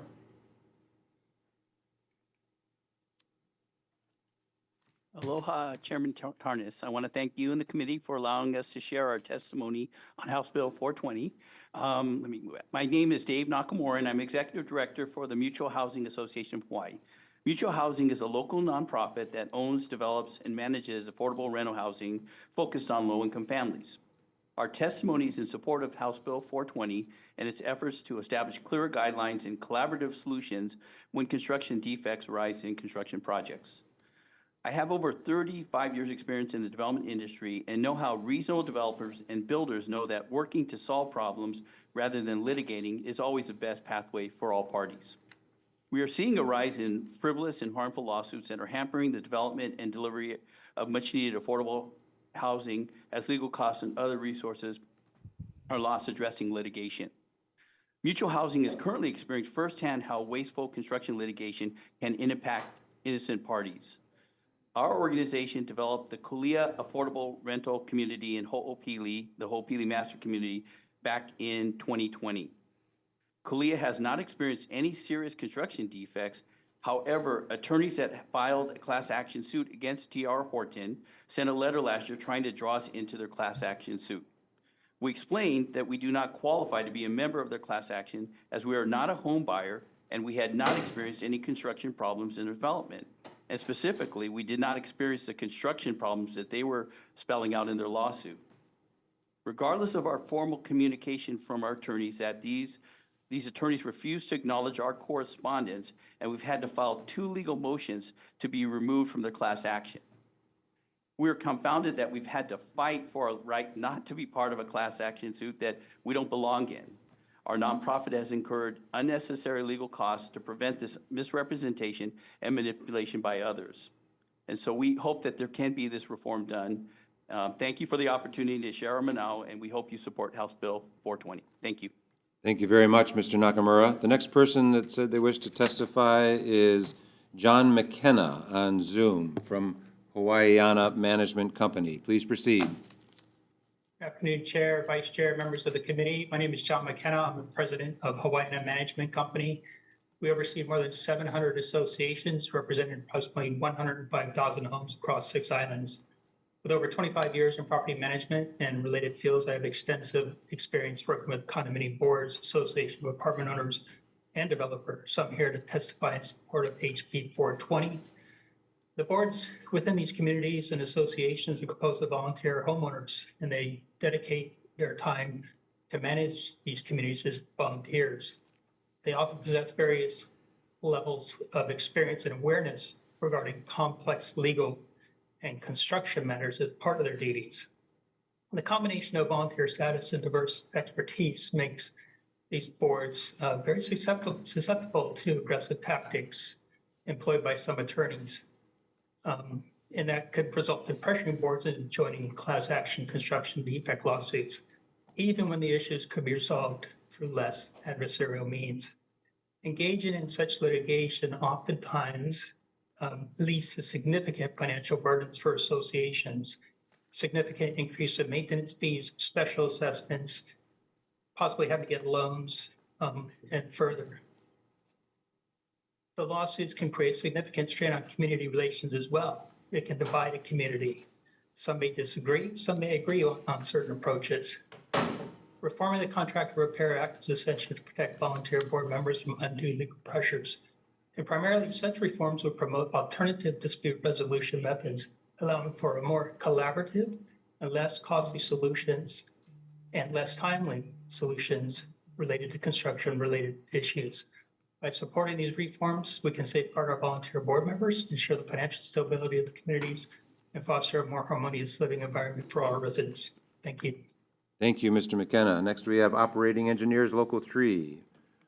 Bonnie, welcome. Please proceed.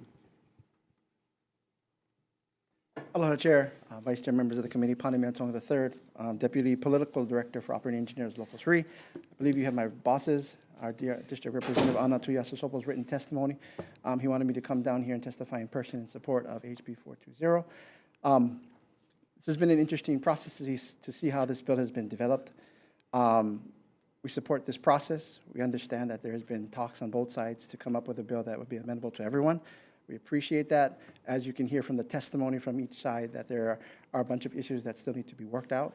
But we feel that this bill needs to continue to move forward so that things can be worked out and come to a good, fair conclusion. Thank you. Thank you very much. Appreciate your support. Next, Joshua Wish, Holomua Collaborative.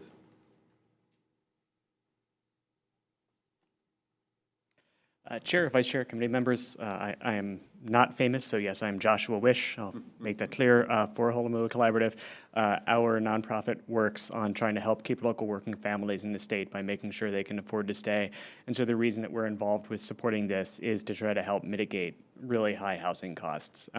The one thing I'll just highlight from the testimony that we submitted in writing that caught our eye is the fact that there were a number of homes in one example that were ready to be built, that were undergoing where the construction had to stop because homes that hadn't even been built yet, to our understanding, were pulled in to litigation.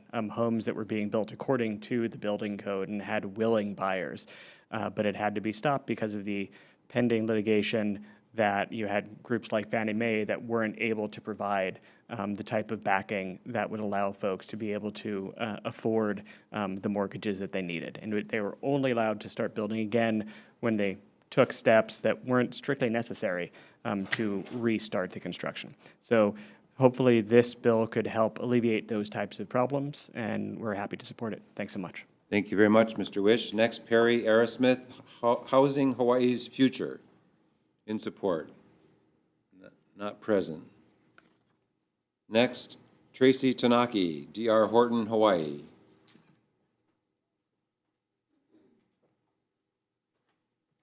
Chair, Vice Chair, members of the committee, thank you very much for allowing me to testify today. My name is Tracy Tanaki. I'm president of D.R. Horton, Hawaii.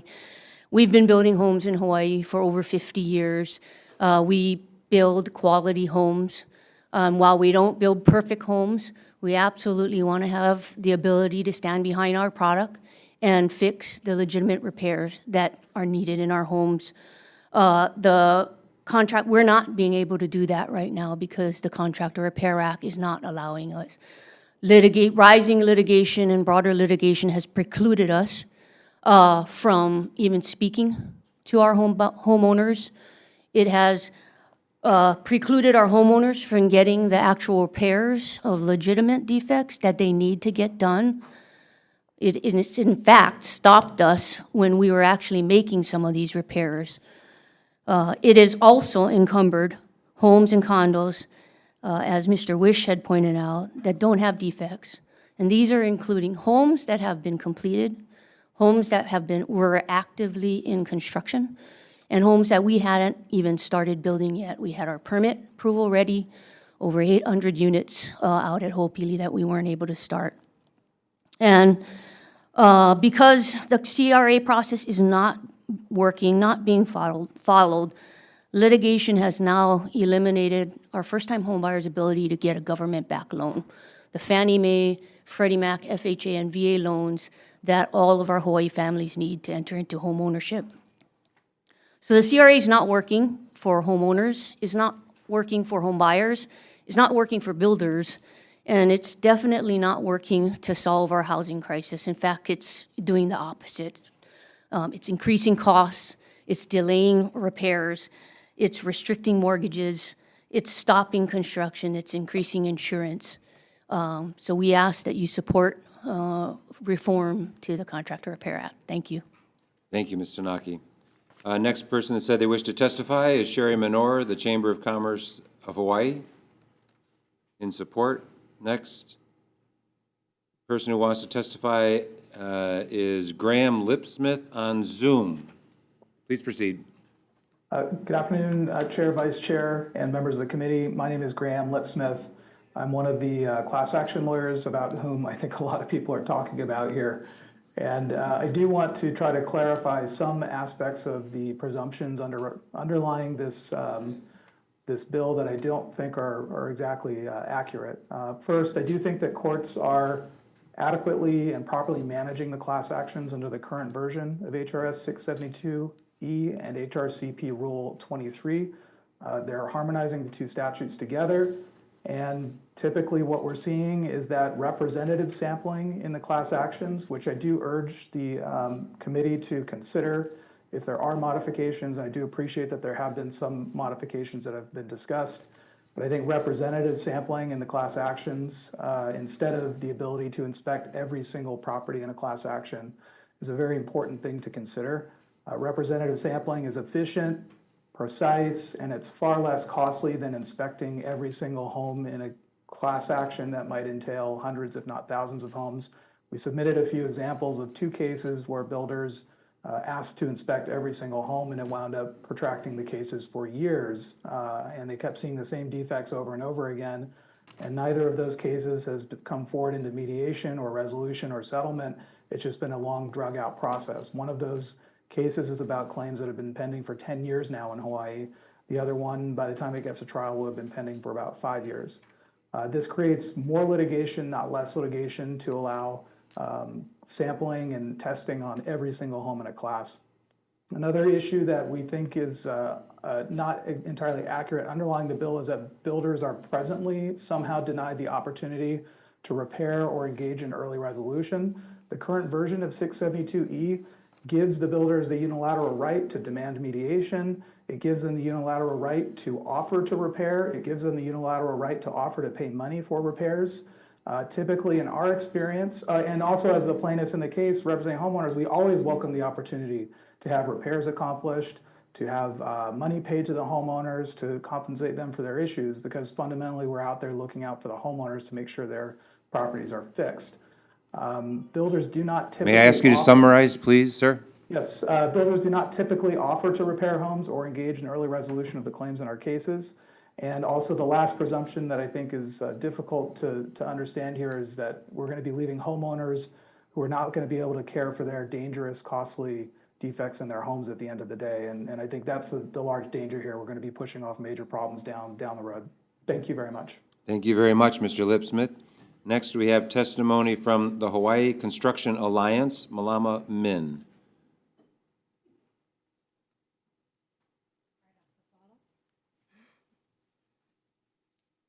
Good afternoon, Chair Tarnas and Vice Chair Poipoi, members of the committee. My name is Malama Min.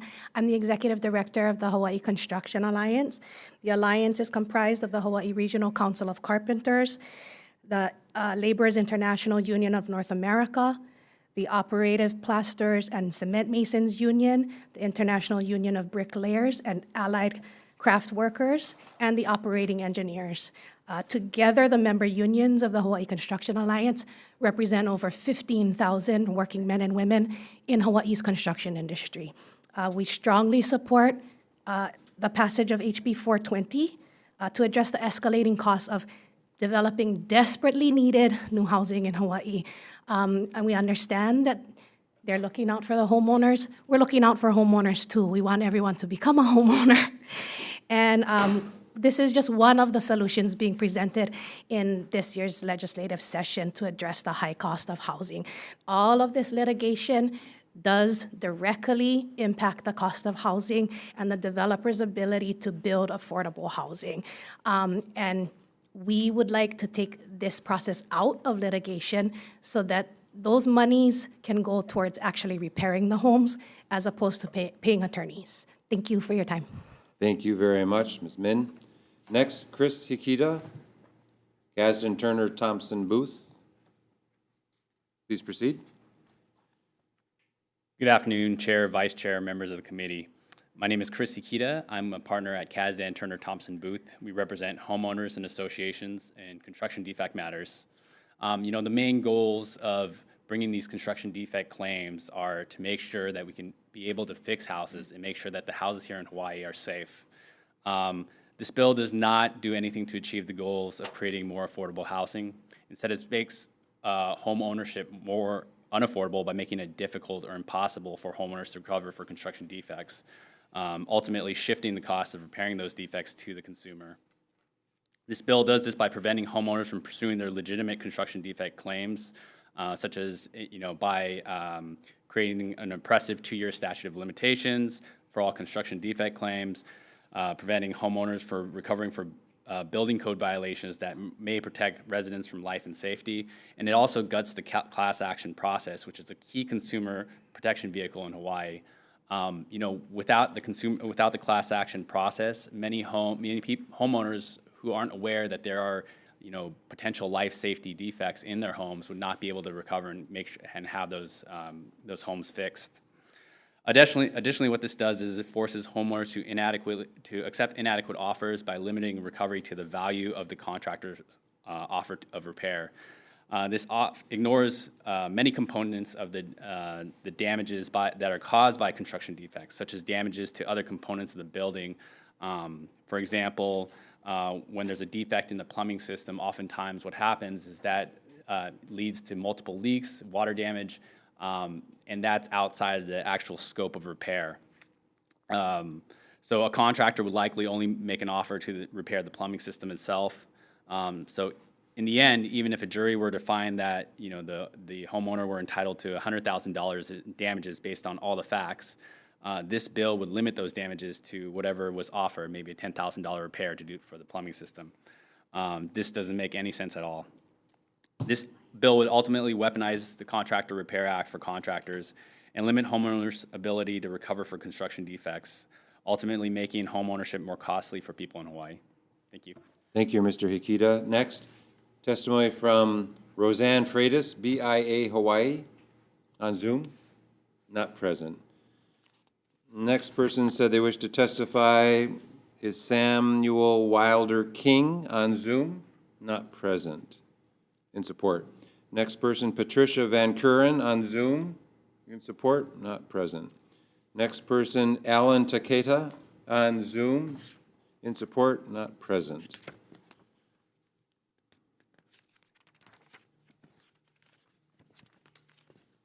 Next person is Dallas Walker on Zoom, in opposition, not present.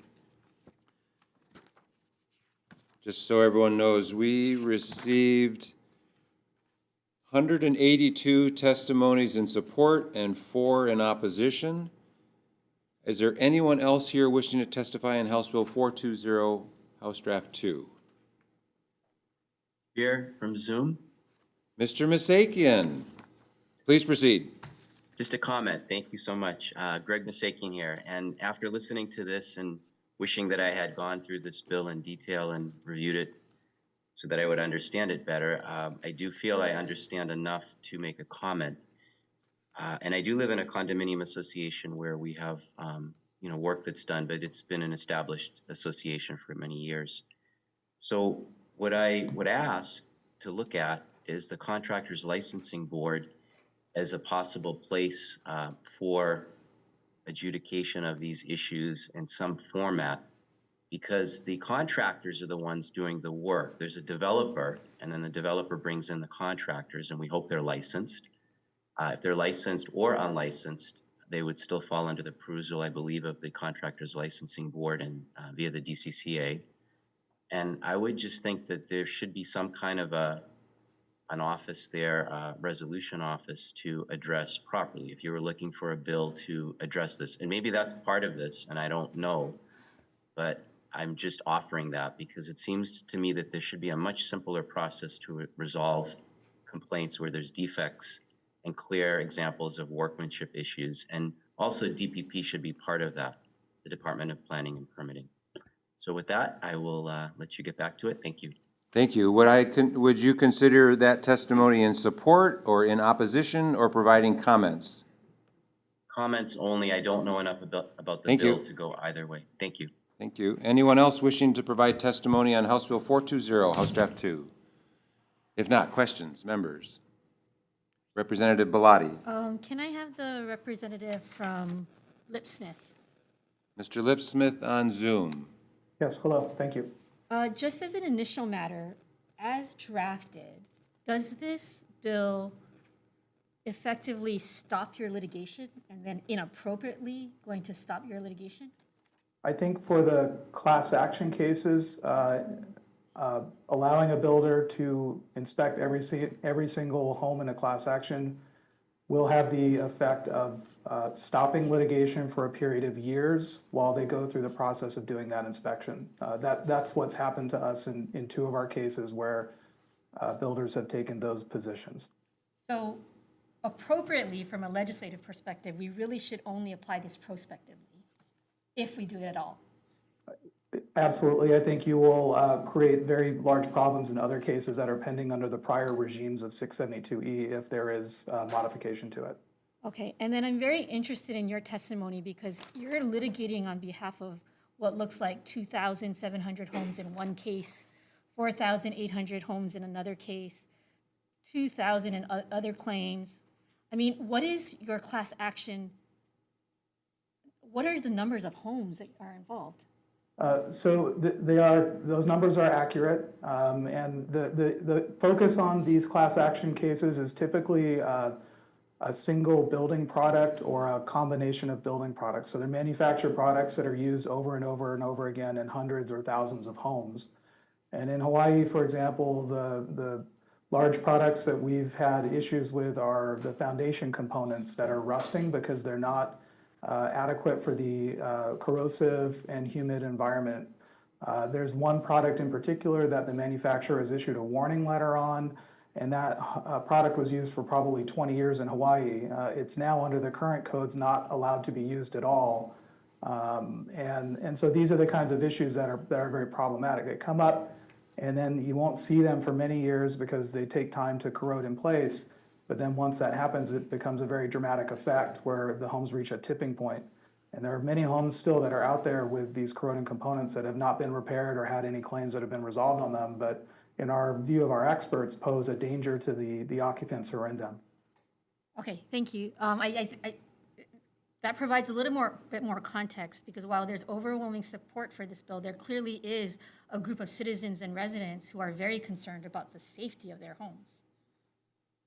Okay. Yes, and that includes us, and that's why our biggest objective is to get homes repaired, and we've had a lot of success doing that using the class action mechanism. We've had about more than 4,000 homes repaired in Hawaii with these very critical life safety defects that individual homeowners don't have enough money to repair on their own. Thank you, Chair. Thank you, Representative Bellotti. I have a question about mortgages, but I don't know if there's anyone in the room who can speak to it. There was a testifier here from First Hawaiian Bank. Yeah. Is there anyone in the audience that can speak to the availability of mortgages? I don't think we had a testifier that had that expertise. Maybe D.R. Horton? So I'm also very sympathetic because I don't think litigation should halt completely construction. And it sounds like from the testimony that some of that might be going on, but maybe not. And I guess, can you explain what is it about the mortgage process that is delaying all this while there's active litigation, which I don't necessarily see why there is that connection? So can you explain that? Thank you for the question. So specific to condominiums, for-sale condominiums and mortgages on for-sale condominiums, we need to, as a builder, we need to make a representation or get a certification or approval from Fannie Mae, Freddie Mac, and the other agencies that our condominium meets their requirements. One of the questions asks us if there's any pending litigation. And when we are under litigation and that litigation claim is broad, meaning the use of galvanized metal structural components, we have to check that box, yes. And we haven't even started building the condominium yet. So we had a condominium where we actually got started building, we started selling, we were able to provide FHA-backed and Fannie Mae-backed and VA loans, and then litigation stopped that. We had to report to the government agencies that it now has pending litigation, and they rescinded their approval to lend on the project.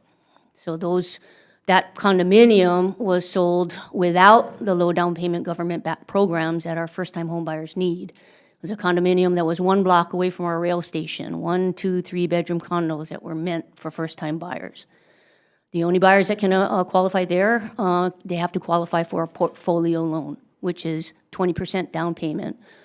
And we also, through that process, I will hopefully, someone from a financial institution is here, but we experienced that the banks and credit unions who are willing to lend on a project that is encumbered by active litigation and who are willing to provide portfolio lending, they constrict or restrict the number of loans that they'll provide on the project just to minimize their risk. They also potentially add percentage of interest rates adders to the mortgages to cover the litigation risk.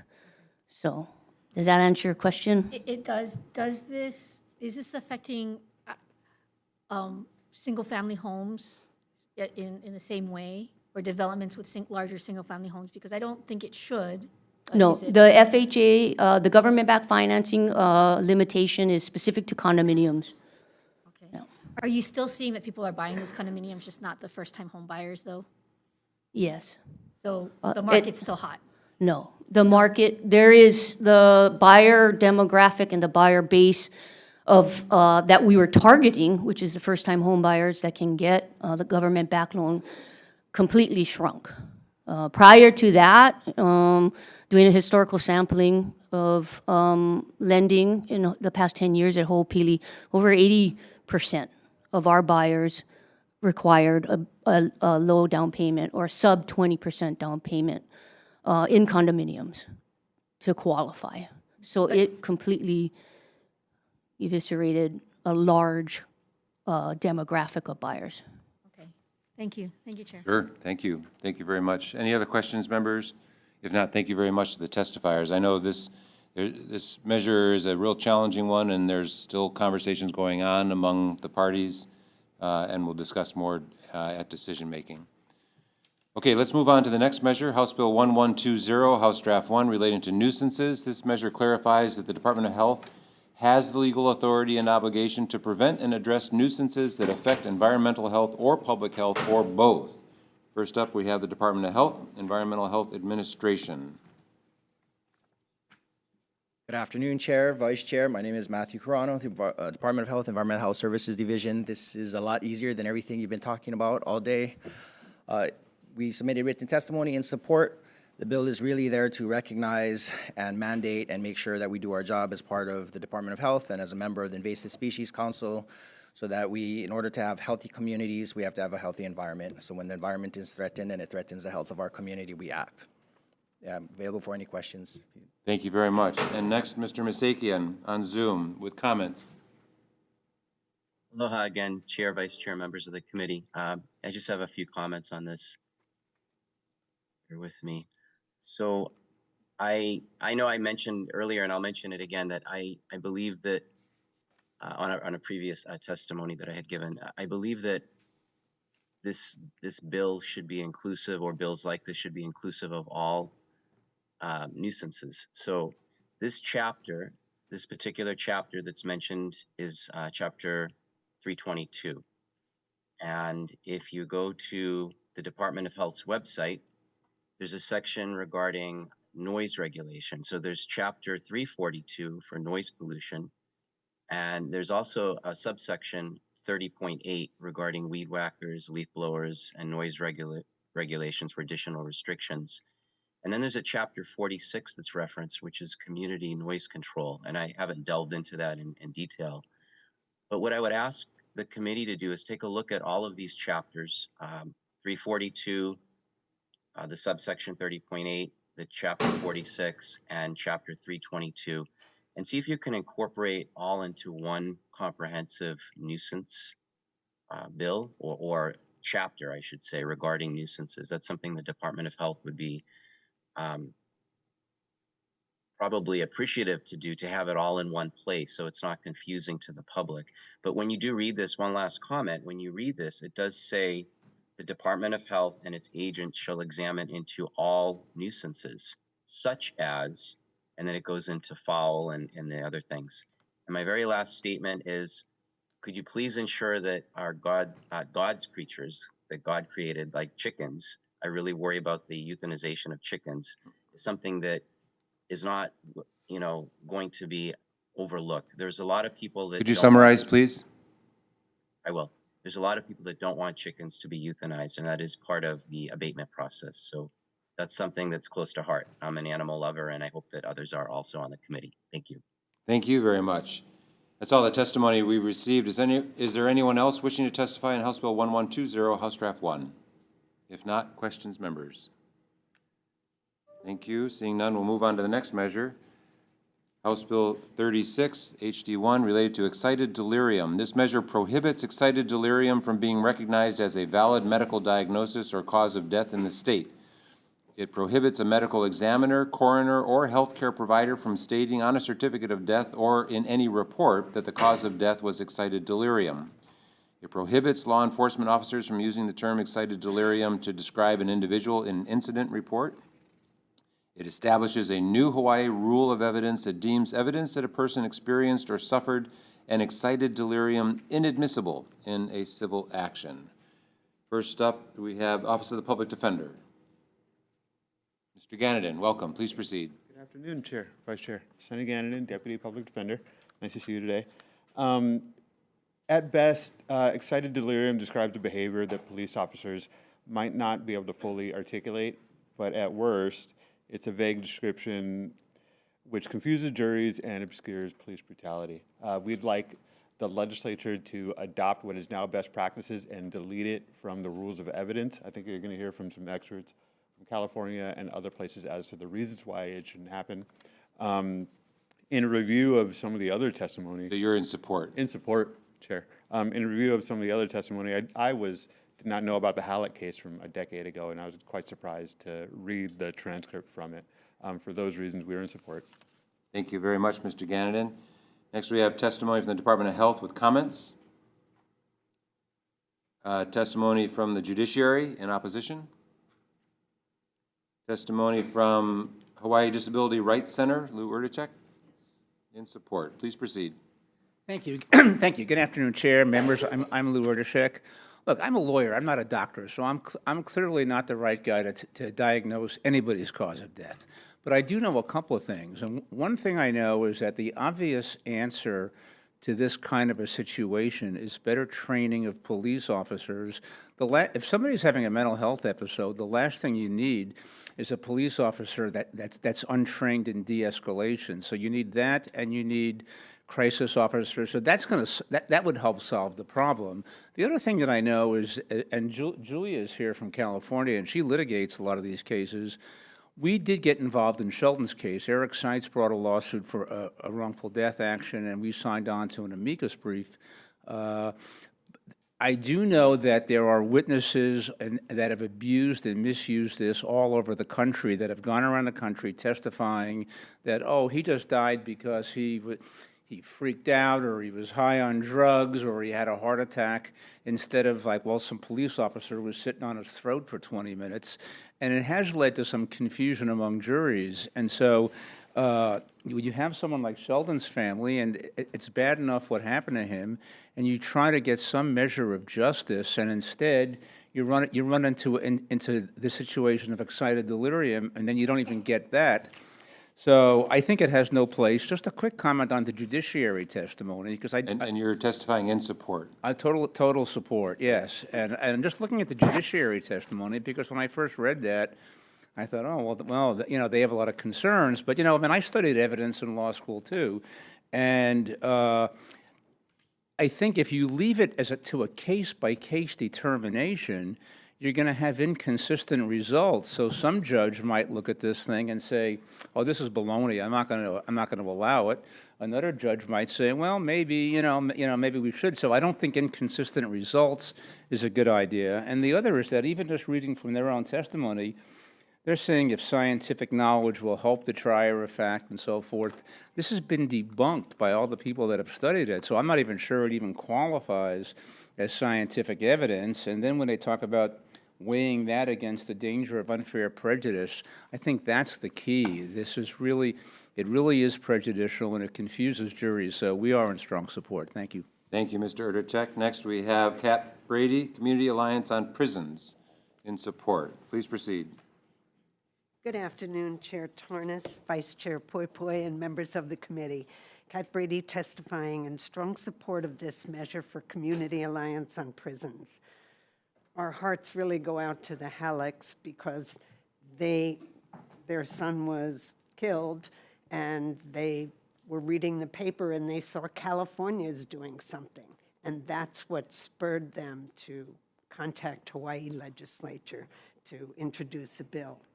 You know, this is the American College of Emergency Physicians withdrew a 2009 report that was the last bit of evidence or medical pillar of support for excited delirium. So it's been debunked. This is a law that's following science, and we're happy that the rules of evidence will change, that it'll be in statute in 327C. Thank you so much. Thank you, Ms. Brady. Elima DaCosta, in support. Aloha, Chair, Vice Chair, members of the committee. I'm Elima DaCosta, and I am testifying in strong support. You've heard from some of the experts already about the reasons why we need to move this measure forward. From my perspective, when I understand the facts of the case and I understand that Sheldon Halleck was suffering from a mental health crisis, and really his only crime was jaywalking, I think everybody should be able to come home even if they commit the minor misdemeanor of jaywalking. So the reason why I'm wearing the yellow ribbon today is because Sheldon was also a Native Hawaiian veteran. And I think that we anticipate all of our military members to serve honorably and come home, which was what Sheldon did. But in this case, he didn't even survive walking across the street because our police are not adequately trained. So I do support HB 36, and I do support expanded CIT training for all of our law enforcement, not just the 18% or so that are self-selecting for the training. So mahalo for your opportunity to testify and for your support. Mahalo. Thank you, Ms. DaCosta. Next, we have Julia Sherwin, Haddad and Sherwin. Please proceed. Mahalo, Chair, Vice Chair, and Committee. My name is Julia Sherwin, and I'm very grateful that you scheduled this hearing today on this vitally important legislation. I have been a civil rights lawyer for 30 years. I first started encountering excited delirium 20 years ago.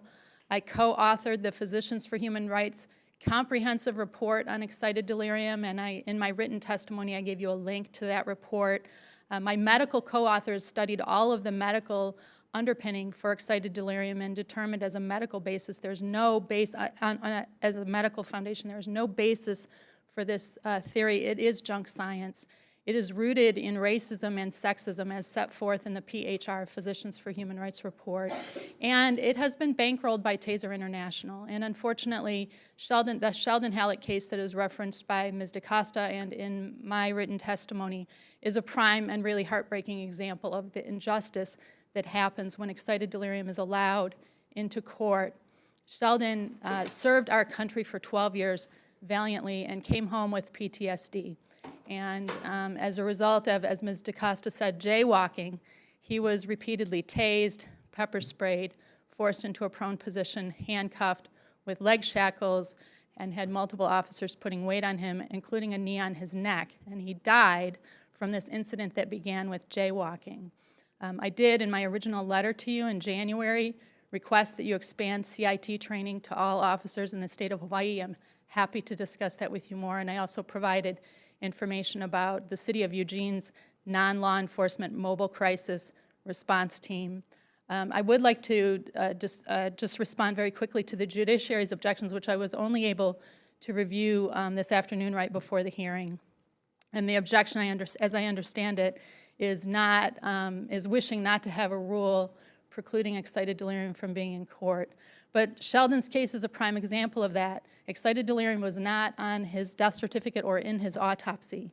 Excited delirium came up in the trial of his case because the Honolulu Police Department hired 3 TASER International experts, including Mark Kroll, who was on the board of TASER International for 20 years until he just resigned last year, Stacy Hale and John Peters, who are referenced in my written testimony, who have long ties to TASER International. John Peters started a company to promote TASER, to promote excited delirium in the medical literature. I've been working for 20 years to debunk this junk science, and I ask that Hawaii join my state, California. This bill is a complete, it is an excellent rendition of the bill in my state, AB 360, and also Colorado, Minnesota, and New York have enacted excited delirium legislation. I'm happy to answer any questions, and mahalo for your time. Thank you very much, Ms. Sherwin. Next, we have Wookie Kim, ACLU of Hawaii, in support, or his representative. Yes, good afternoon, Chair, Vice Chair, committee members. My name is Emily Hills. I'm an attorney at the ACLU of Hawaii, and I'm standing in for our legal director, Wookie Kim, today. ACLU of Hawaii is in strong support of House Bill 36. Excited delirium is more than just junk science. Now, don't get me wrong, it is junk science, as you've heard and as our written testimony elaborates on, but it's also an excuse. It's a defense. It's a way for police officers to evade accountability for excessive force, and it's a way for companies like TASER International to put a thumb on the scales of justice. And when a family has to go up against not just a police department, not just a state, but a multi-state corporation with over $1 billion in annual revenue funding a cottage industry of experts to back their unscientific defense, it's not surprising that justice struggles to win out. That's what happened to the Halleck family here in Hawaii, and that's why Hawaii needs House Bill 36. Excluding excited delirium testimony from civil cases will level the playing field and increase access to justice. Mahalo for your time, and I'm here to answer any questions. Thank you very much. Next, we have Verdal Halleck on Zoom. Please proceed. Good afternoon, Chair, Vice Chair, and committee members. My name is Verdal Halleck, and I strongly support HB 36 relating to excited delirium. I am speaking on behalf of my son, Sheldon Halleck, who was a loving father, husband, son, brother, and a veteran of the Hawaii Air National Guard, who was honorably discharged, suffering from past deployments with PTSD, drugs, and other mental health issues. In March 2015, Sheldon died from an encounter with the Honolulu police in front of Iolani Palace for jaywalking. He was unarmed, did not harm anyone, didn't damage any property, but was having a mental health crisis. He was pepper sprayed 12 times, tased 3 times, handcuffed, hog-tied, with police officers on his back and one with a knee to his neck, where he became unresponsive and died the next day. The police department claimed he died from excited delirium. We filed a civil lawsuit against the officers involved, and the defense expert witness, an ER doctor, said Sheldon didn't die from pepper spray or tasing or from the excessive force of the police, but he died from excited delirium. The jurors believed it was a real medical diagnosis and found the police officers not responsible for Sheldon's death. In 2023, the American College of Emergency Physicians disavowed their white paper, which was the backing for excited delirium as a diagnosis. This injustice is what spurred our request for change with the introduction of HB 36 relating to excited delirium. California, Colorado, Minnesota have already passed bills to ban it, and Hawaii, we pray that it should ban it as well. Our goal is not only for Sheldon, but for all those who unjustly lost their lives while in police custody, and we hope that no other family will suffer from this tragic situation. Thank you for your time, and I ask for your support for HB 36 relating to excited delirium. And if this bill should get passed, I humbly ask that it could be called Sheldon's Law or Sheldon's Act in honor of him, so his death was not in vain. Thank you. Thank you very much, Ms. Halleck, and thank you for your testimony. Your family's gone through a lot of trauma, and I appreciate you taking the time to share your testimony with us today. I appreciate your courage and your dedication to your family and to your son who's no longer with us. Thank you. Thank you. We've received a total of 29 testimonies in support and 1 in opposition and 1 with comments. That's all that said they wish to testify. Is there anyone else here wishing to testify on House Bill 36, House Draft 1? If not, any questions, members? Seeing none, we'll move on to the next measure. Thank you very much to the testifiers. Next measure, House Bill 277, House Draft 1, relating to vehicular pursuit. This measure establishes a vehicular pursuit policy for law enforcement agencies. First up, we have Office of Information Practices with comments. Members, I refer you to her written comments. Next, we have comments from the Attorney General. Mr. Tom.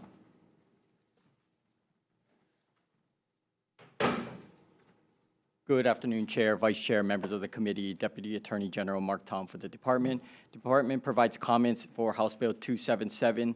We just note that in 2018, the legislature created the Law Enforcement Standards Board. Subsequently, this board, among other things, kind of provides programs, standards, training for law enforcement agencies. In 2020, their powers and duties that's in Chapter 139 was expanded by adding subsection 12, which essentially covers reviewing, recommending statewide policies and procedures for law enforcement. Based on their powers and duties that's already established in the HRS, the department would just suggest to the committee to allow the Law Enforcement Standard Board to take up this issue, work collaboratively, and create a comprehensive policy for law enforcement agencies. We'll be here for any questions. Thank you. Thank you very much, Mr. Tom. We've received written testimony in opposition from the Department of Law Enforcement. Next, we have testimony with comments from the Law Enforcement Standards Board. Good afternoon, Chair, Vice Chair, members of the committee. Adrian Dakwa from the Law Enforcement Standards Board. I would echo what my colleague from the Attorney General's office said. The Standards Board's responsibilities, subsection 139.3, subsection 12 includes reviewing and recommending statewide law enforcement policies. A vehicular pursuit policy seems to fall squarely within those parameters.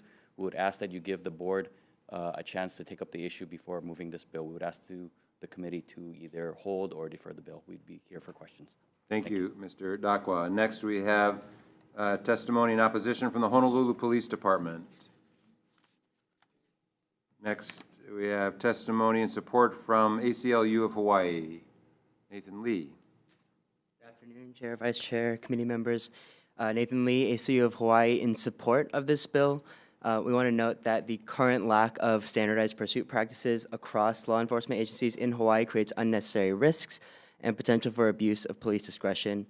Implementing basic requirements for pursuits as written in the bill, and not only for authorizing them, but for documenting these pursuits afterwards, are common sense measures that other cities have promoted and adopted that protect citizens against excessive use of force.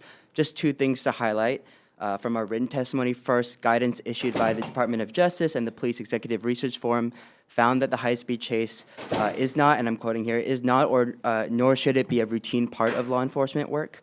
The safety of fleeing suspects, their passengers, pursuing officers, and uninvolved bystanders are too important to risk on a regular basis.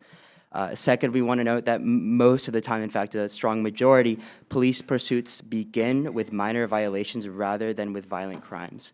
And so we just want to note that these reporting requirements create much-needed transparency and allow for meaningful public oversight. We also want to note that the inclusion of clear limitations on firing weapons at moving vehicles will keep the public safer and provide a check on a shoot first, ask questions later mindset that harm uninvolved third parties. And so we ask that you support this bill. Thank you. Thank you very much. Next, we have testimony from Josh Parker, the Policing Project, New York University School of Law. Please proceed, Mr. Parker. Thank you. Aloha, Chair Tarnas and committee members. I'm Josh Parker, Deputy Director of Policy at the Policing Project. We support HB 277 because ample national and Hawaii data cited in our written testimony shows far too often pursuits seriously injure or kill officers and community members, and most of the time drivers are chased for low-level crimes and traffic infractions like playing loud music. Because of the danger of pursuit, states and departments across the country have enacted laws and policies only permitting them for violent crimes and sometimes reckless or impaired driving. A working group of police chiefs and lieutenants recommended just this in the DOJ perf report that Nathan just referred to on pursuits. And just last month, the largest municipal police union in the entire country successfully urged the NYPD to adopt such a restrictive policy.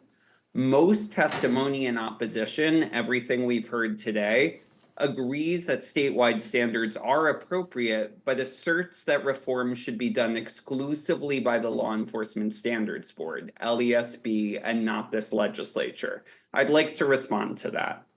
LESB only has authority, as was acknowledged by the testimony today, to recommend department policy changes, and has neither the authority to require such changes nor to establish the data collection and transparency measures that are in this bill. Moreover, a dangerous vehicle pursuit is just like a serious use of force. Both are intended to further public safety, but too often unnecessarily endanger lives. This legislature has recently and repeatedly passed legislation requiring departments statewide to adopt particular use of force standards, even though the LESB has authority to set forth, policy recommendations. And it is equally appropriate for this policymaking body to require that departments adopt statewide pursuit standards, especially since HB 277 already takes advantage of LESB's expertise.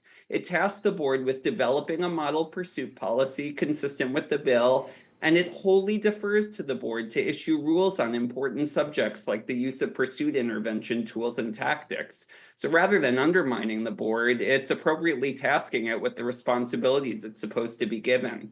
Community members and officers would benefit immensely from the evidence-backed pursuit reforms contained in HB 277. Thank you. Thank you very much, Mr. Parker. And finally, we have testimony in opposition from the State of Hawaii Organization of Police Officers. That's all the testimony we have received on House Bill 277, House Draft 1. Is there anyone else wishing to testify on this measure? If not, questions, members? Just a quick question for the Law Enforcement Standards Board, Mr. Dakwa. When does the Law Enforcement Standards Board intend to take up their deliberations on a vehicle pursuit policy? We have a meeting scheduled in 2 weeks. We have solicited the pursuit policies from all of the county and state agencies. We've heard back from all of them except for one. I don't want to promise anything I can't deliver, but this has definitely gotten the board's attention.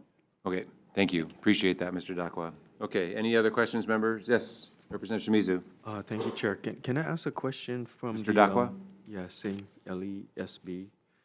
Do we have any data on, excuse me, accidents caused by chases, serious injuries, death, monetary damage? The board does not have that data just yet, but that would be part of the study that the board would look at, for sure. Okay. But nothing at this time. So that's something that you guys are going to be looking at? Absolutely. Oh, okay, thank you. Thank you, Chair.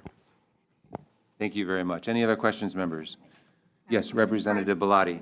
For the law enforcement board? We're all getting to know the Law Enforcement Standards Board, your new body. This is long overdue. Yes, we've taken a while for getting it started, and I'm glad you're here. So please proceed, Representative Bellotti. A previous testifier said that you're authorized to only make a recommendation. Is that an accurate representation? So essentially that you do not actually, once you make a recommendation, the counties can ignore you. The black letter of the law in 139.312 says review and recommend. Okay. But that is one of our duties set forth the board shall. But adoption does not follow. Correct. Okay, thank you. Thank you, Chair. Certainly, thank you. Any other questions, members? If not, thanks very much to the testifiers. You're all set, Mr. Dakwa. Okay, let's move on to the last measure on our agenda, House Bill 229, House Draft 1, relating to transportation. This measure establishes a statewide speed restriction for motor vehicles with 3 or more axles or motor vehicles weighing more than 10,000 pounds, except under certain circumstances in a county with a population of 500,000 or more. And we have received written testimony only on this measure. Opposition from Hawaii Transportation Association, support from Oahu Metropolitan Planning Organization, and opposition from Aloha Marine Lines. Is there anyone else wishing to testify in House Bill 229, House Draft 1? If not, we will thank all the testifiers for your testimony today on all the measures on our hearing agenda today, and we will now move forward to decision-making.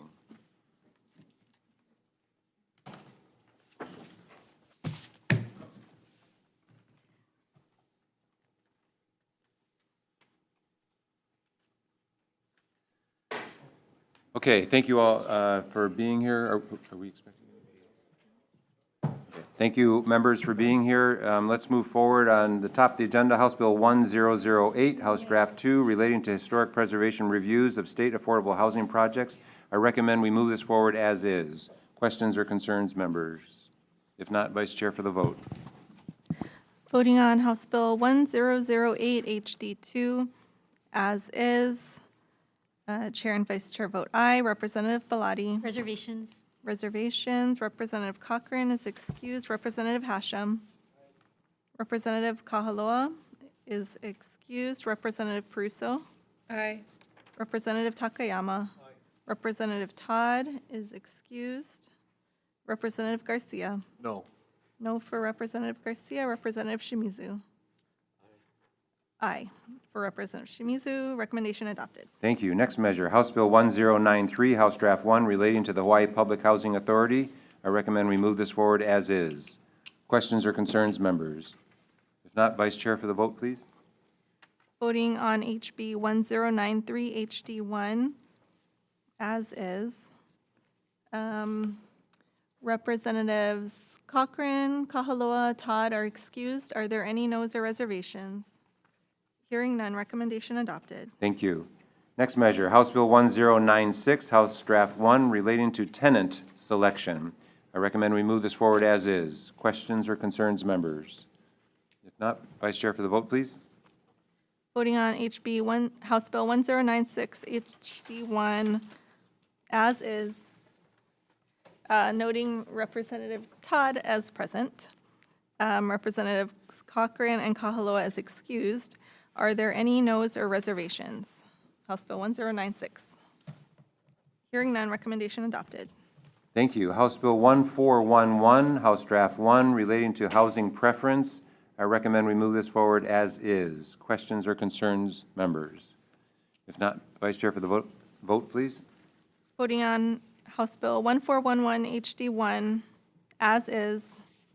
Representatives Cochran and Kahaloa are excused. Are there any noes or reservations? Hearing none, recommendation adopted. Thank you. Next measure, House Bill 367, House Draft 1, relating to building permits.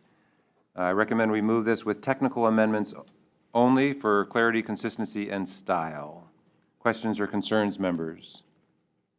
Representative Peruso. I'll be a no on this bill. Understood. Thank you. Other comments or concerns? If not, Vice Chair for the vote, please. Okay. Voting on House Bill 367 HD1 with amendments.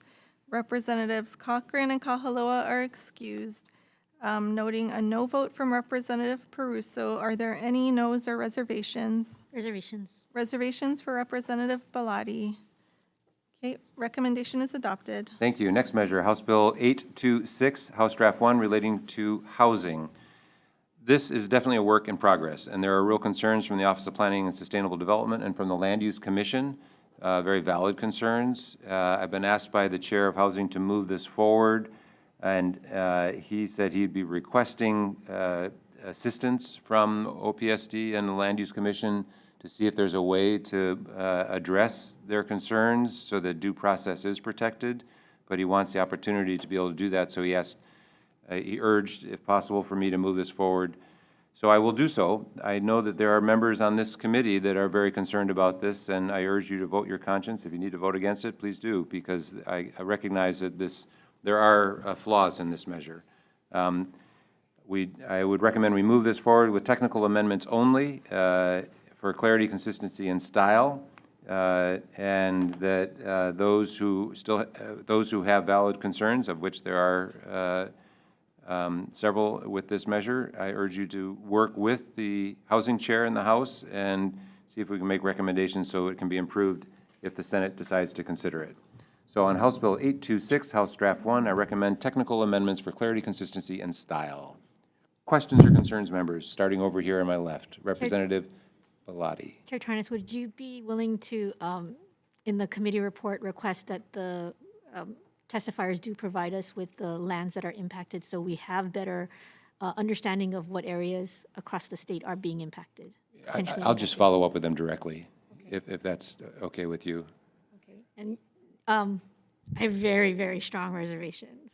Very, very You strong vote the way you reservations. need to vote, Representative. I think I would be more reassured if it was limited to 40 acres as a way to make sure that conversations are pushed in the right direction. But I appreciate that you are going to make amendments and that there's going to be a lot of conversation on this. So I'll go with reservations. Understood. Representative Peruso. Because this measure has the possibility of having pretty direct impacts on my district, I am a very strong no on this bill. Understood. Understood. Going down this way, other comments or concerns?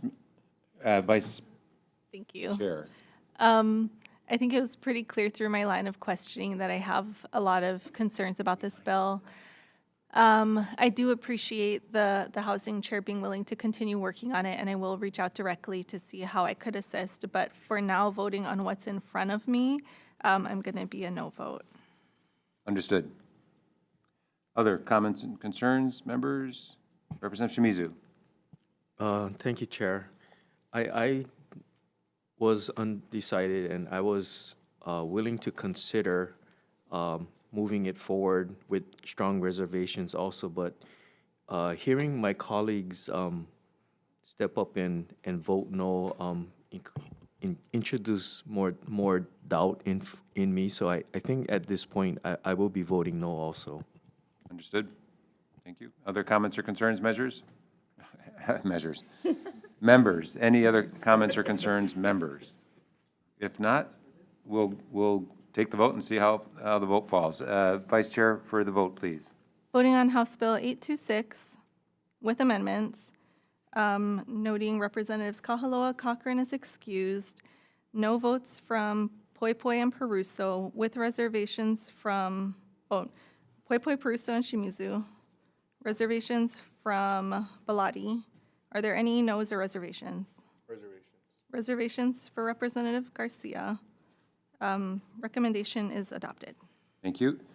Next measure, House Bill 1325, House Draft 2, relating to housing. On this measure, I recommend do a couple of things. Technical amendments for clarity, consistency, and style. I've discussed this with the Housing Chair and the Consumer Protection and Commerce Chair.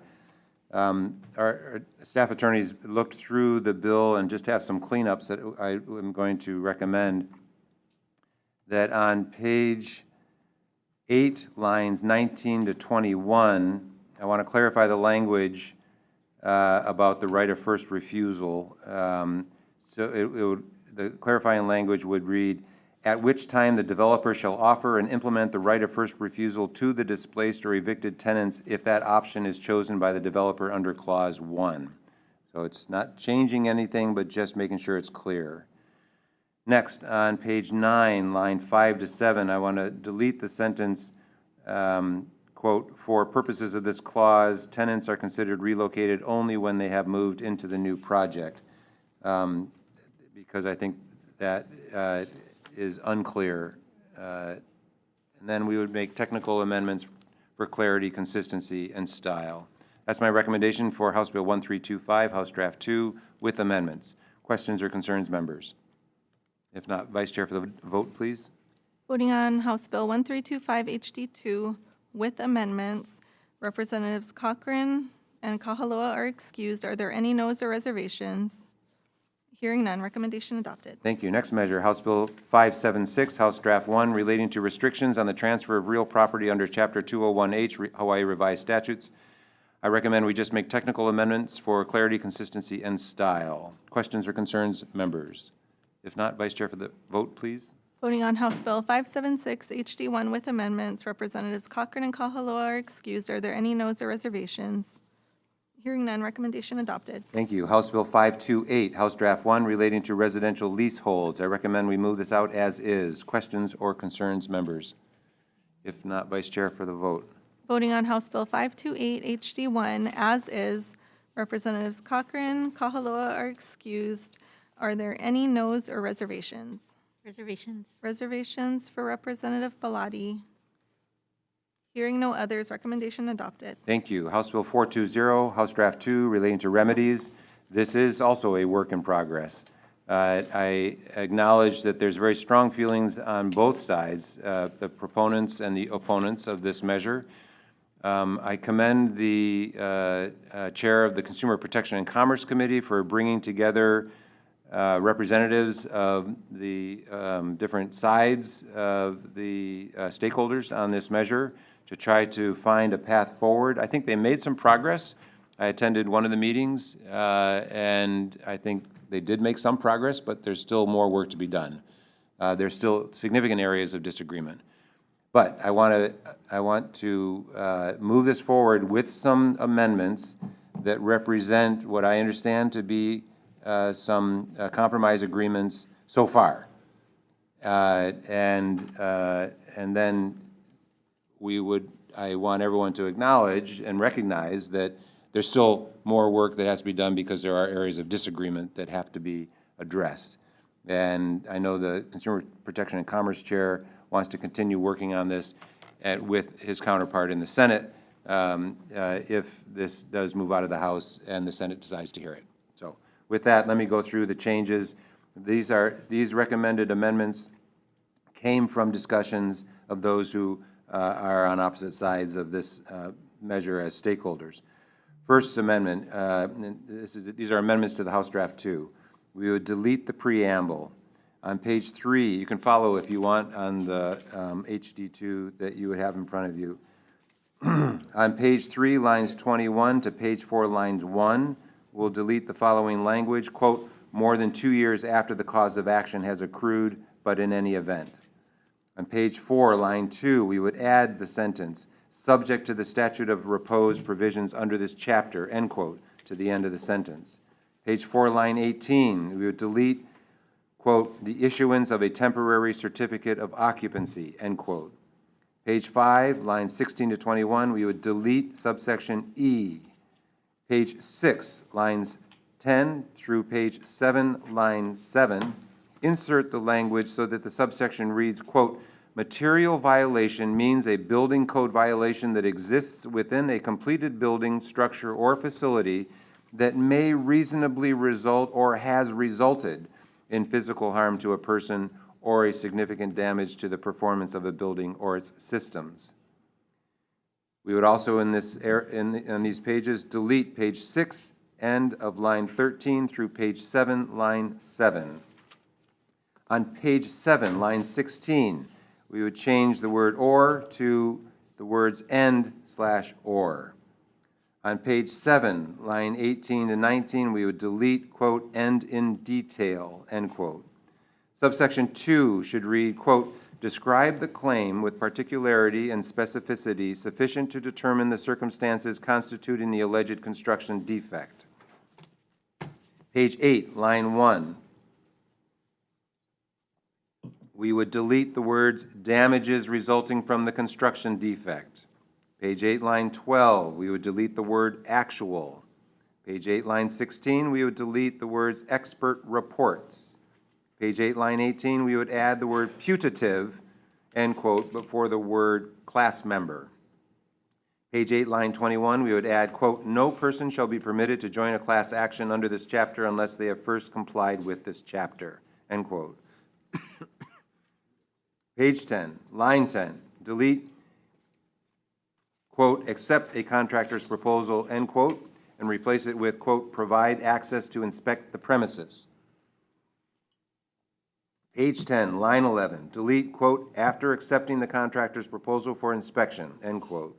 Page 13, line 19, add, quote, "any additional damages caused by the alleged construction defect shall not be limited by this section," end quote. Finally, page 13, line 20 to page 14, line 5, delete all of subsection E. Those are the recommendations, and we would also make technical amendments for clarity, consistency, and style. The reason why we don't have, I had to go through all this is because this was not presented in testimony because this is all fresh. They've been negotiating over the last several days. So I thank the chair of the CPC, Consumer Protection and Commerce Committee, for working on this.